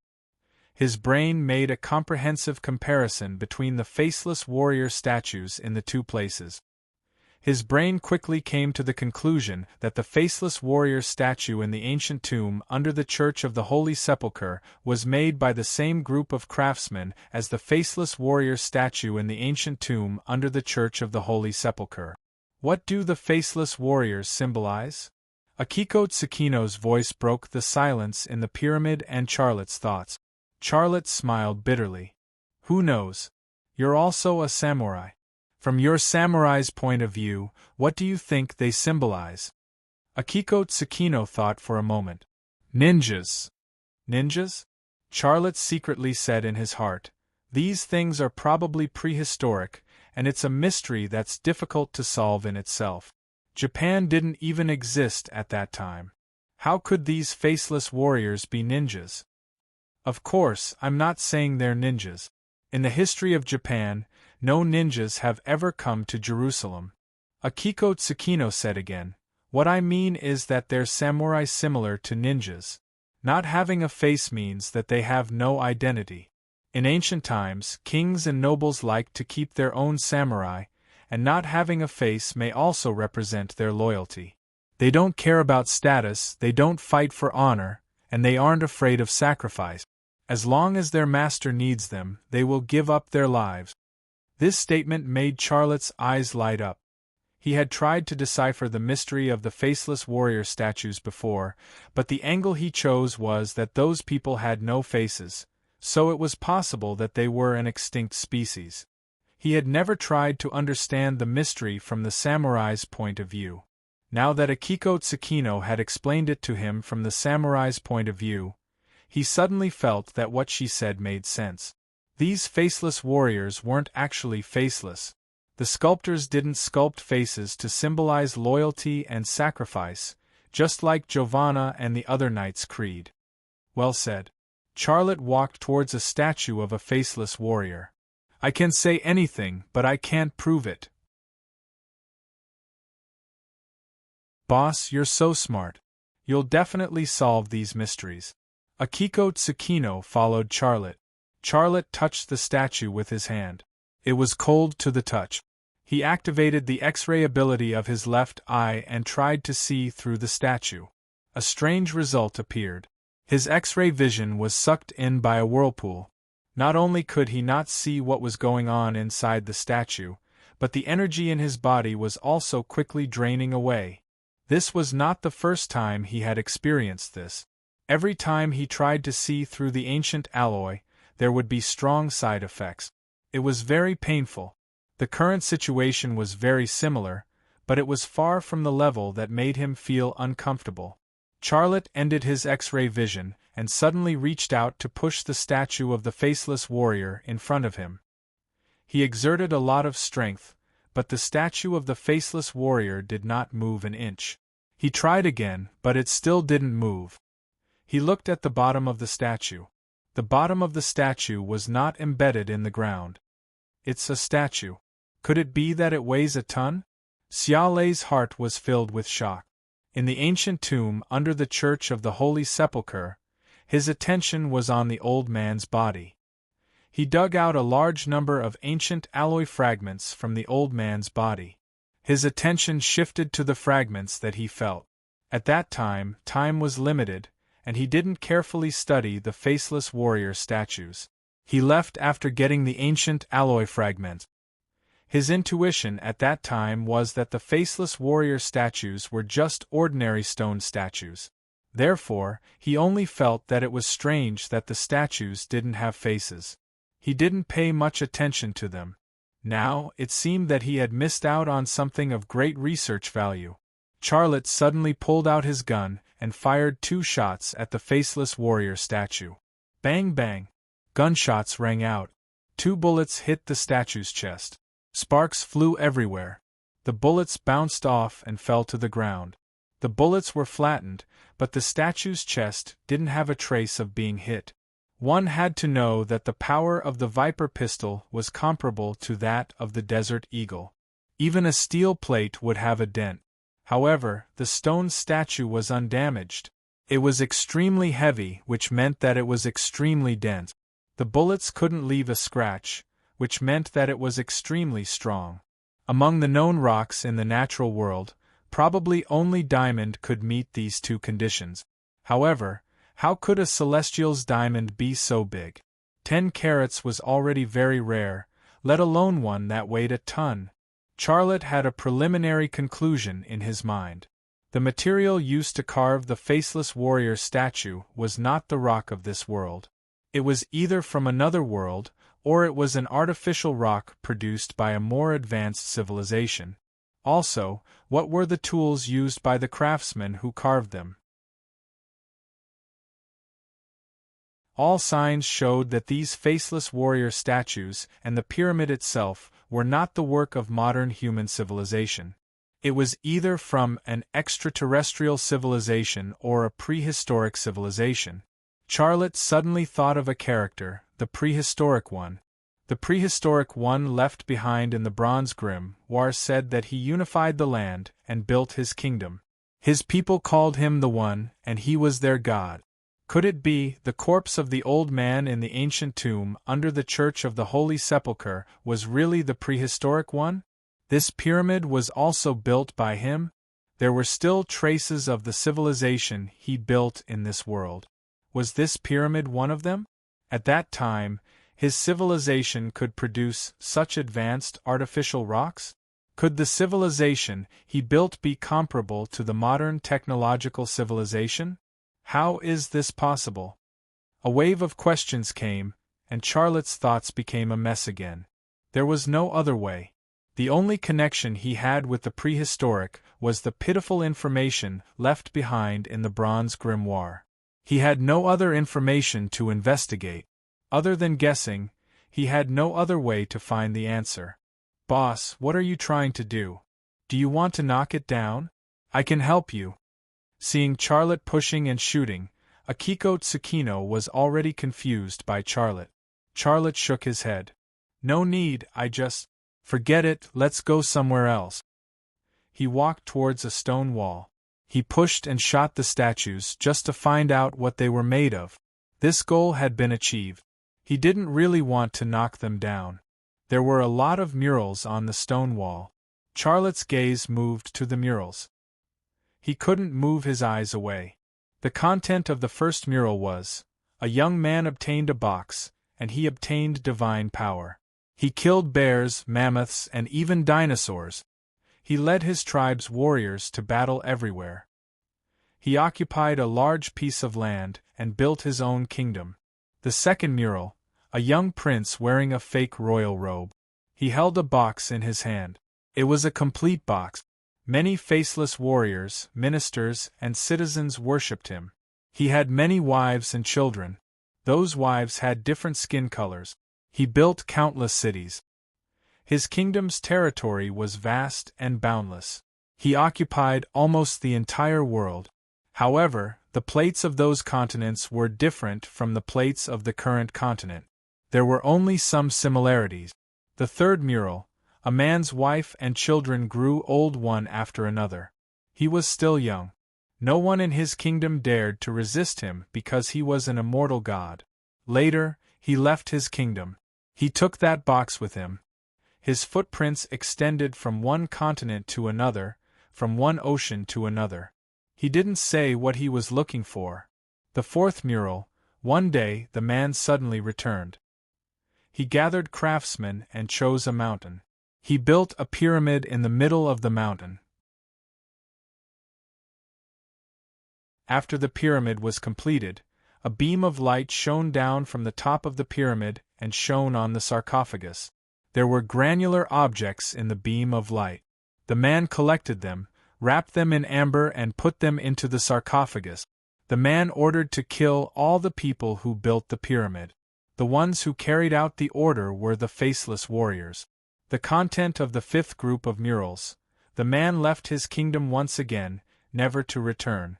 Wasn't this the only content that was left in the bronze grimoire? The only difference was that the prehistoric way he didn't mention in the bronze grimoire that he had returned to his kingdom to build the pyramid. What did he collect from the beam of light? Could it be? A question suddenly popped up in Charlotte's mind. His heart skipped a beat.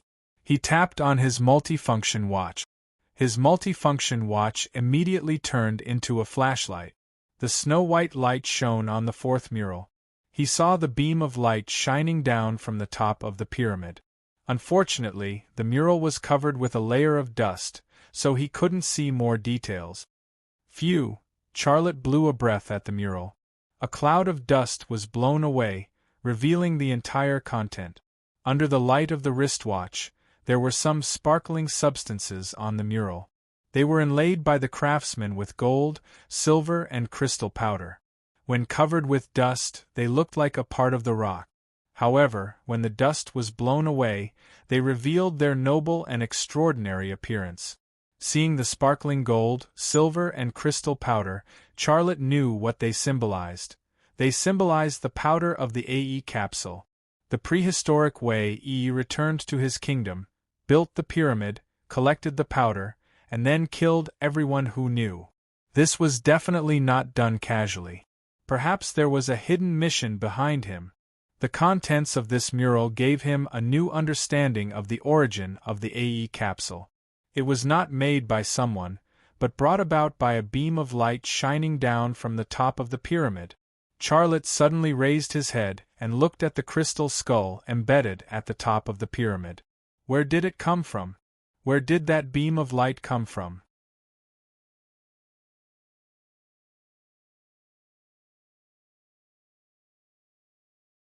Chapter 10:10. Charlotte had come across a story about the crystal skulls, which was recorded in Unsolved Mysteries of the World. He had been deeply attracted by this story, so he had a deep impression of it. According to the book, the crystal skulls were made by the Mayans. There were 13 of them in total, and they were later brought to the American continent by the Native Americans. Later, the crystal skulls were found in the ruins of the Mayan civilization. It was said that they were made based on the skull of a woman, and they were the same size as the real skull.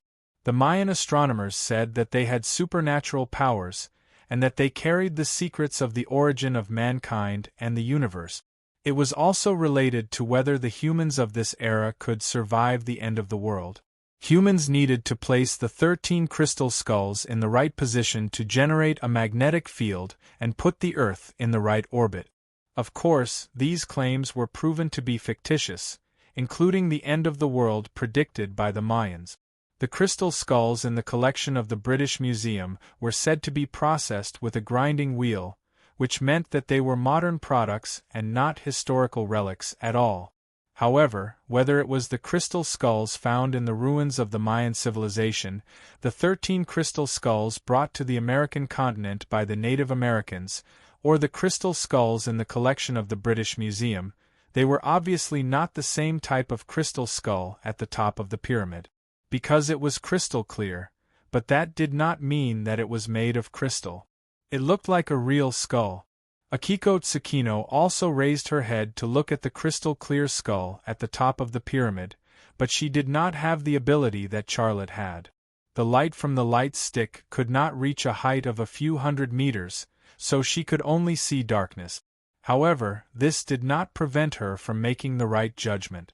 She said, "Boss, are you looking at that skull again? When we leave here, I will help you take it down and take it with me. It should belong to you." Charlotte looked away. He was a little curious about what she said. "Why should it belong to me?" Akiko Tsukino said, "It was a very strange feeling.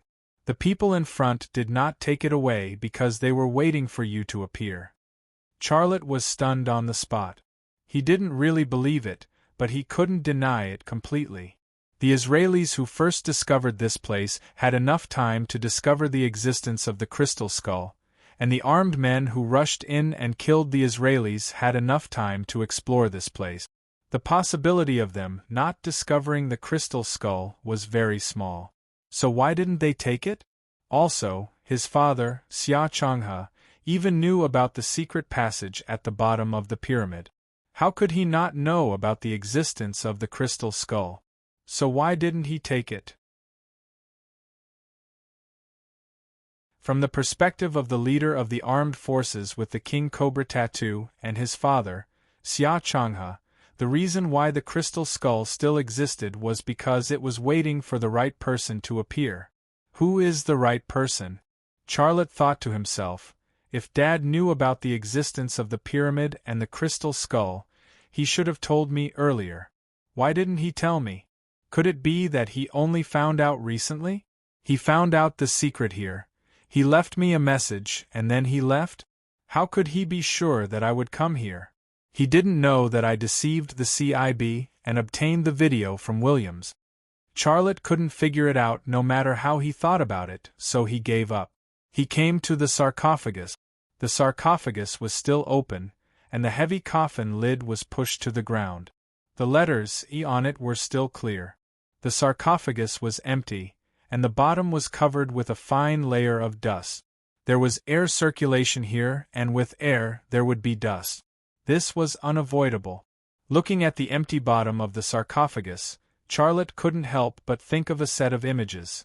The prehistoric only collected the powder from the beam of light falling from the sky, then put the powder in a piece of amber, and placed it in the sarcophagus. Above the prehistoric only's head, the crystal skull glowed, as if it wanted to send him a message. "Boss?" It was Akiko Tsukino's voice. Charlotte came back to his senses. "What? Nothing, I just feel that you look strange, Akiko Tsukino said. Charlotte smiled. Why do you say that? How am I strange? Akiko Tsukino said, actually, it's not strange. It's the way you look when you're focused on thinking about a problem. It's very charming. Although the light was dim, Charlotte could still see her blushing face. It's really hard to believe that a murderous female ninja would actually blush because of a single sentence. Their eyes met, and the atmosphere between the two of them was a little different from before. Akiko Tsukino took a step toward Charlotte. This step was very hesitant and not straightforward. But the second step was very straightforward, and there was no hesitation at all. Her angry erection almost bumped into Charlotte. Charlotte hurriedly took a step back and then changed the topic. Well, let's look elsewhere. Well, you go to the left and I'll go to the right. If you find anything, you must tell me. There was a flash of disappointment in Akiko Tsukino's eyes, but she still nodded and then walked to the left. Charlotte was well aware of Akiko Tsukino's reaction. He had too many love experiences. Although he couldn't be called a love killer, he could still figure out a woman's mind. He had too many things that attracted women: appearance, ability, temper, character, money, reputation, status, and even the ability to turn the situation on the battlefield. It was normal for Akiko Tsukino to be attracted to him. When they were alone, she wanted to hint at him and express her affection. This was actually understandable. However, as a father of 4 children, he had to control his lower half. This was also his responsibility as a husband and father. The bottom of the pyramid was very large, and it took Charlotte a full hour to explore it. After an hour, he walked to the starting point of Akiko Tsukino, and Akiko Tsukino also walked to the starting point of his. The two returned to the sarcophagus, and the result was the same. They found nothing. Charlotte looked at the multifunction watch. We have been separated from Sayemu and the others for 3 hours. We have to leave here. Akiko Tsukino said, I just looked at the satellite phone. There is no signal here at all. I don't know what the situation outside is now. There should be no problem. No one knows that we are here, Charlotte said. He walked to the bottom of the rock wall and began to climb. Akiko Tsukino climbed the rock after him, but her climbing speed was faster than Charlotte. She quickly surpassed Charlotte and climbed above him. Seeing her buttocks swaying in front of his eyelids, the bulging fullness, and the dolphin-shaped curve, Charlotte couldn't help but have some reverie. Men were like this. God gave men the desire and instinct to reproduce. It was deep in their genes and bones, and it couldn't be erased. If a man saw a sexy woman, especially her buttocks, and didn't have the slightest reaction or reverie, then he should really see an andrologist. The two climbed to the bottom of the rope one after another. Akiko Tsukino grabbed the rope and climbed up. Charlotte waited until she climbed to the entrance of the passage before grabbing the rope and climbing up. When he climbed to the entrance of the passage, Akiko Tsukino reached out to him. He grabbed Akiko Tsukino's hand and entered the passage. The entrance of the passage was very narrow. The two squatted at the entrance of the passage. Their bodies were crowded together, and it was inevitable that their bodies would touch.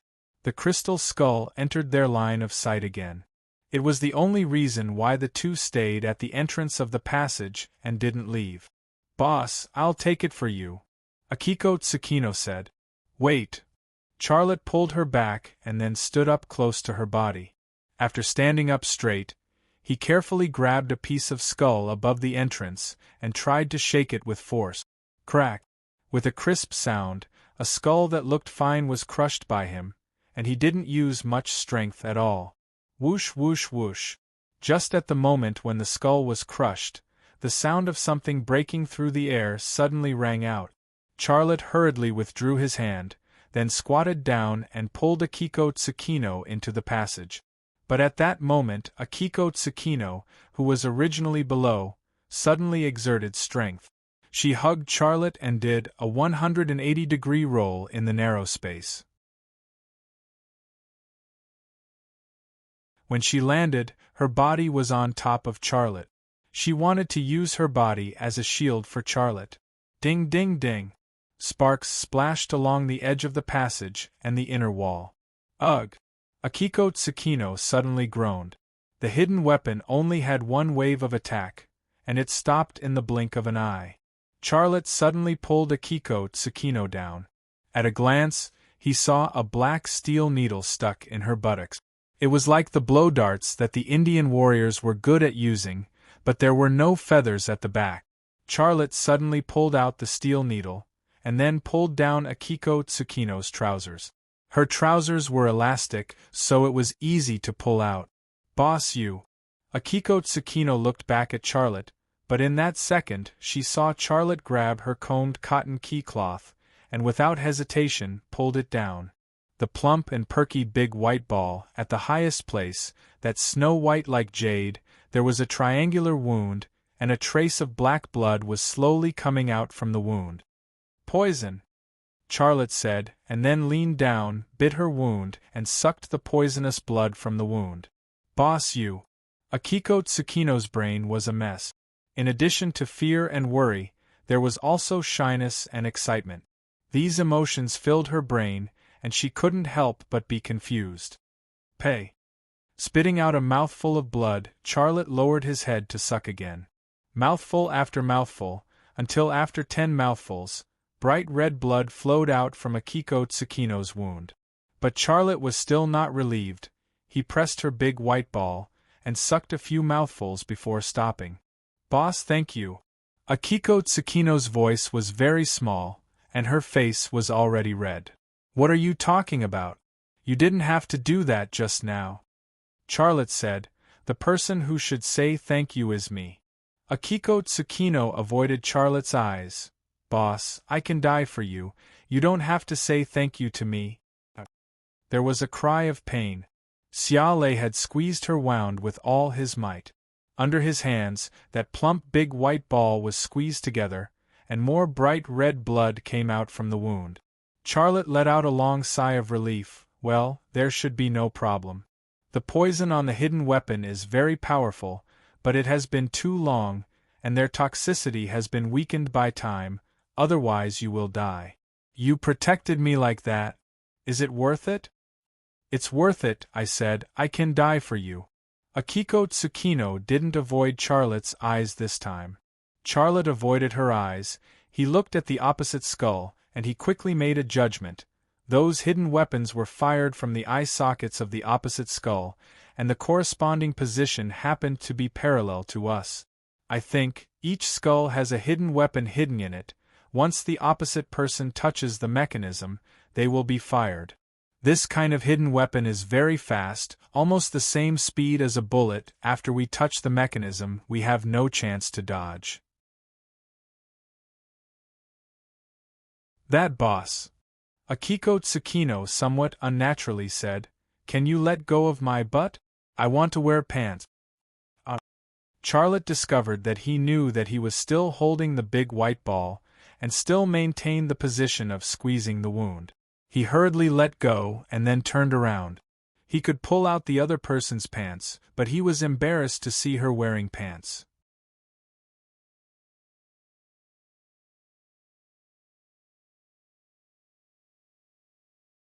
Chapter 10-11. The rustling sound of pants being put on rang in his ears. This kind of sound made Charlotte couldn't help but think of her big white ball. Men always have to fight with their other half at this time. Ah! Akiko Tsukino moaned, suddenly lying on Charlotte's back. Her body was so soft and tempting. Charlotte immediately became nervous. Akiko, I feel dizzy. Akiko Tsukino's voice was weak. Charlotte hurriedly looked back at her, only to find that her face was pale without any blood. He then grabbed her wrist, checking her pulse. Her pulse was very disordered. That was the manifestation of irregular heartbeat. This made him even more nervous. Do you feel very uncomfortable? Akiko Tsukino said weakly. It's not very uncomfortable, but my heart is beating very fast and I don't have any strength.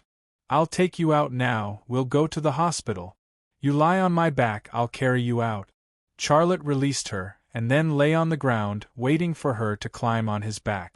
Akiko Tsukino said, "No, you have to find a way to get that crystal skull. I can see, it's very important to you. No matter how important it is, it's not as important as your life.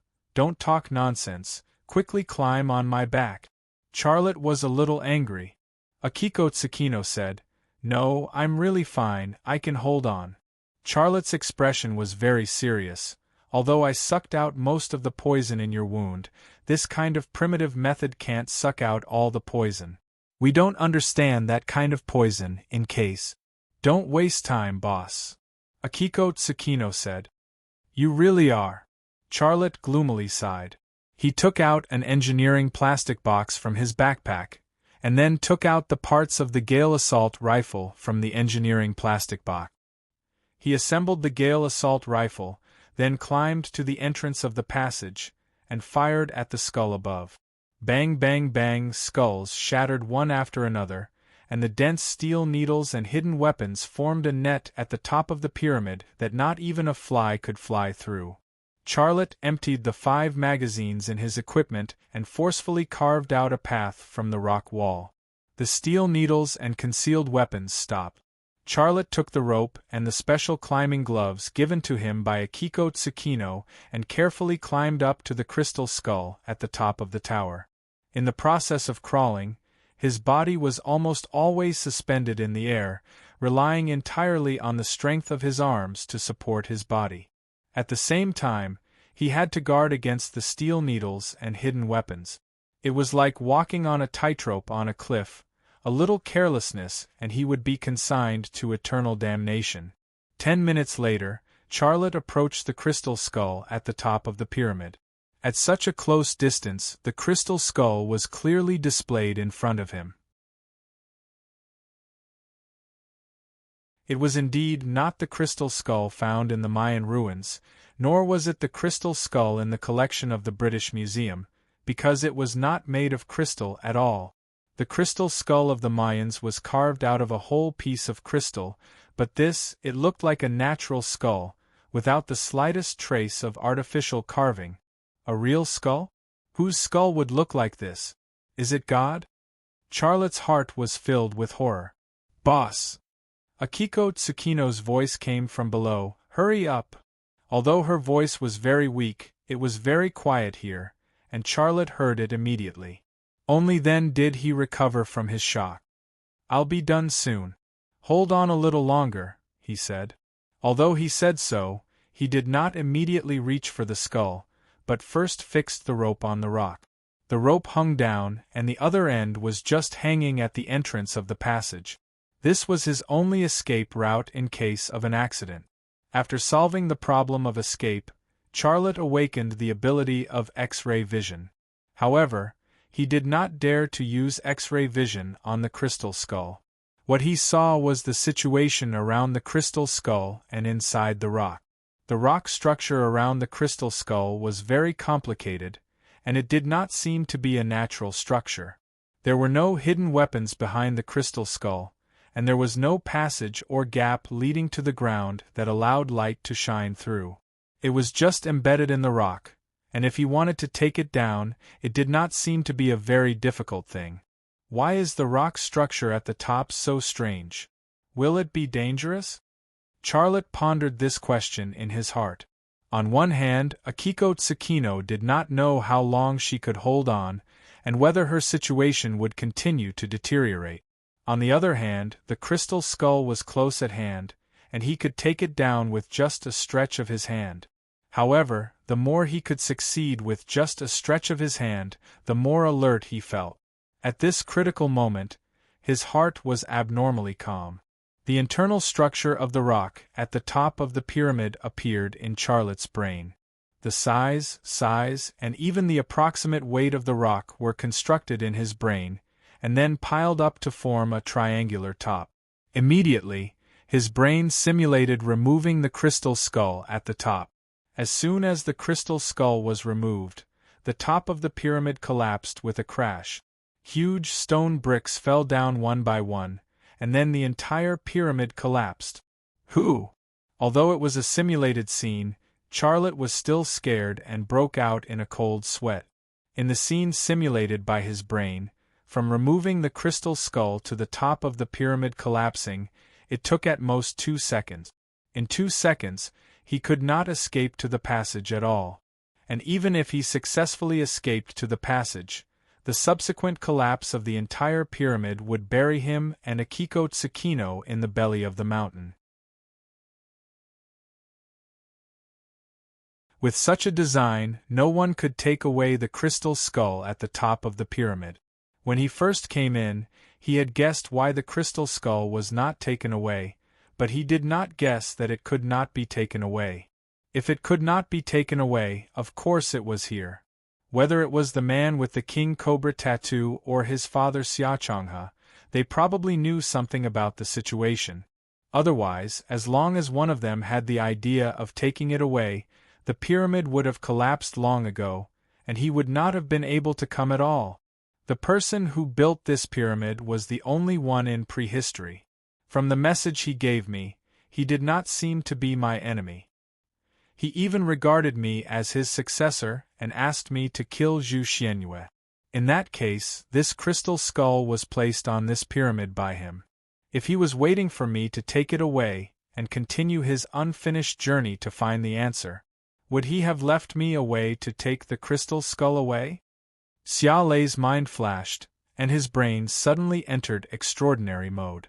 This time, his brain was not simulating the scene of the pyramid collapsing after the crystal skull was taken away, but calculating where the balance point of the stone brick structure was. In his brain, the size, weight, and position of each stone brick were used in the calculation. A few minutes later, Charlotte's gaze suddenly moved to a rock. He moved over and opened his mouth to blow a breath. The dust on the surface of the rock was blown away, and an E pattern was revealed. His left eye twitched slightly, and he looked through the pattern. Only then did he realize that there was a gap under the pattern, and it was the top of the entire pyramid, and even the balance point of the entire pyramid. You really left me a safe channel. I don't know why, but I feel that there are many similarities between us. I promise you, the path that you did not finish, I will definitely finish it. I will solve all the mysteries, and that day, I will tell you the answer I found, Charlotte said to himself. He pulled out the military knife and stabbed the AE pattern. Crack! There was a crisp sound. The surface of the rock with the AE pattern suddenly cracked, and the military knife stabbed into the gap. The blade and the gap were 90% matched. Without hesitation, Charlotte reached out and grabbed the crystal skull at the top. He shook it a few times and then took it off. He slid down the rope and in the blink of an eye, he was already at the entrance of the tunnel. He swung lightly in the air, and his body landed at the entrance of the tunnel. Did you get it? Akiko Tsukino was very excited, and her face was even paler. Yes, we need to leave this place. Charlotte put the crystal skull into his equipment bag, and then crawled on the ground. Quick, get on my back. Akiko Tsukino climbed onto Charlotte's back. Her arms circled around his neck, and her legs clamped around his waist. Charlotte crawled back to the entrance that he came from, and he held a glow stick between his lips. Thankfully, he had left a mark before he came, or else it would be easy to get lost in the winding cave. Boss, if I die, can you bury me in the backyard of Ping and Residence? Akiko Tsukino whispered into Charlotte's ear. Don't be silly, you won't die, Charlotte said as he crawled quickly. I'm serious, can I? Charlotte was startled, and then said in a heavy tone, If that's the case, of course. Can you plant a cherry blossom tree next to my tombstone? Sure. Let's not talk about this anymore, okay? Charlotte's mood worsened. If the price of obtaining the crystal skull was to sacrifice Akiko Tsukino, then he would rather not have the crystal skull. Nothing was more important than life, not to mention the life of a woman who could die for him at any time. Then I'm relieved. Akiko Tsukino laughed and then sighed. What a pity, what? Do you have a wish? Tell me, I'll definitely help you fulfill it. Charlotte's eyes were already filled with tears. Really? Of course, no matter what wish you have, I'll help you fulfill it, Charlotte said. Akiko Tsukino hesitated and then said, I haven't even had a boyfriend, I'm still a woman without that kind of experience. If I die like this, it'll be too much of a pity. You really want to help me fulfill this wish? Charlotte was suddenly tongue-tied. Buried in the backyard of Ping and residence, planting a cherry blossom tree next to the tombstone, these wishes were not a problem. Other wishes, such as a sports car, a mansion, and a lifetime of money, he could also fulfill them. But this wish, he was in a difficult position. Thank you, Akiko Tsukino said. Thank you? Thank me for what? Charlotte really wanted to slap himself. Akiko Tsukino said, You promised me to fulfill my wish. I'm really grateful, no, too touched. When I'm better, let's talk again. Charlotte, didn't she want the cemetery and the cherry blossom tree? Now she said to wait until she was better? What kind of situation was this? Cha-cha-cha. Suddenly there was an ear-piercing sound behind him. Oh no. Charlotte's face suddenly turned pale. He once again increased his crawling speed. At this moment he wished he could turn into a dog and run forward with 4 legs. You're tuning in to the Phoenix Nights YouTube channel. Don't forget to subscribe and join us on this journey to catch the most captivating stories.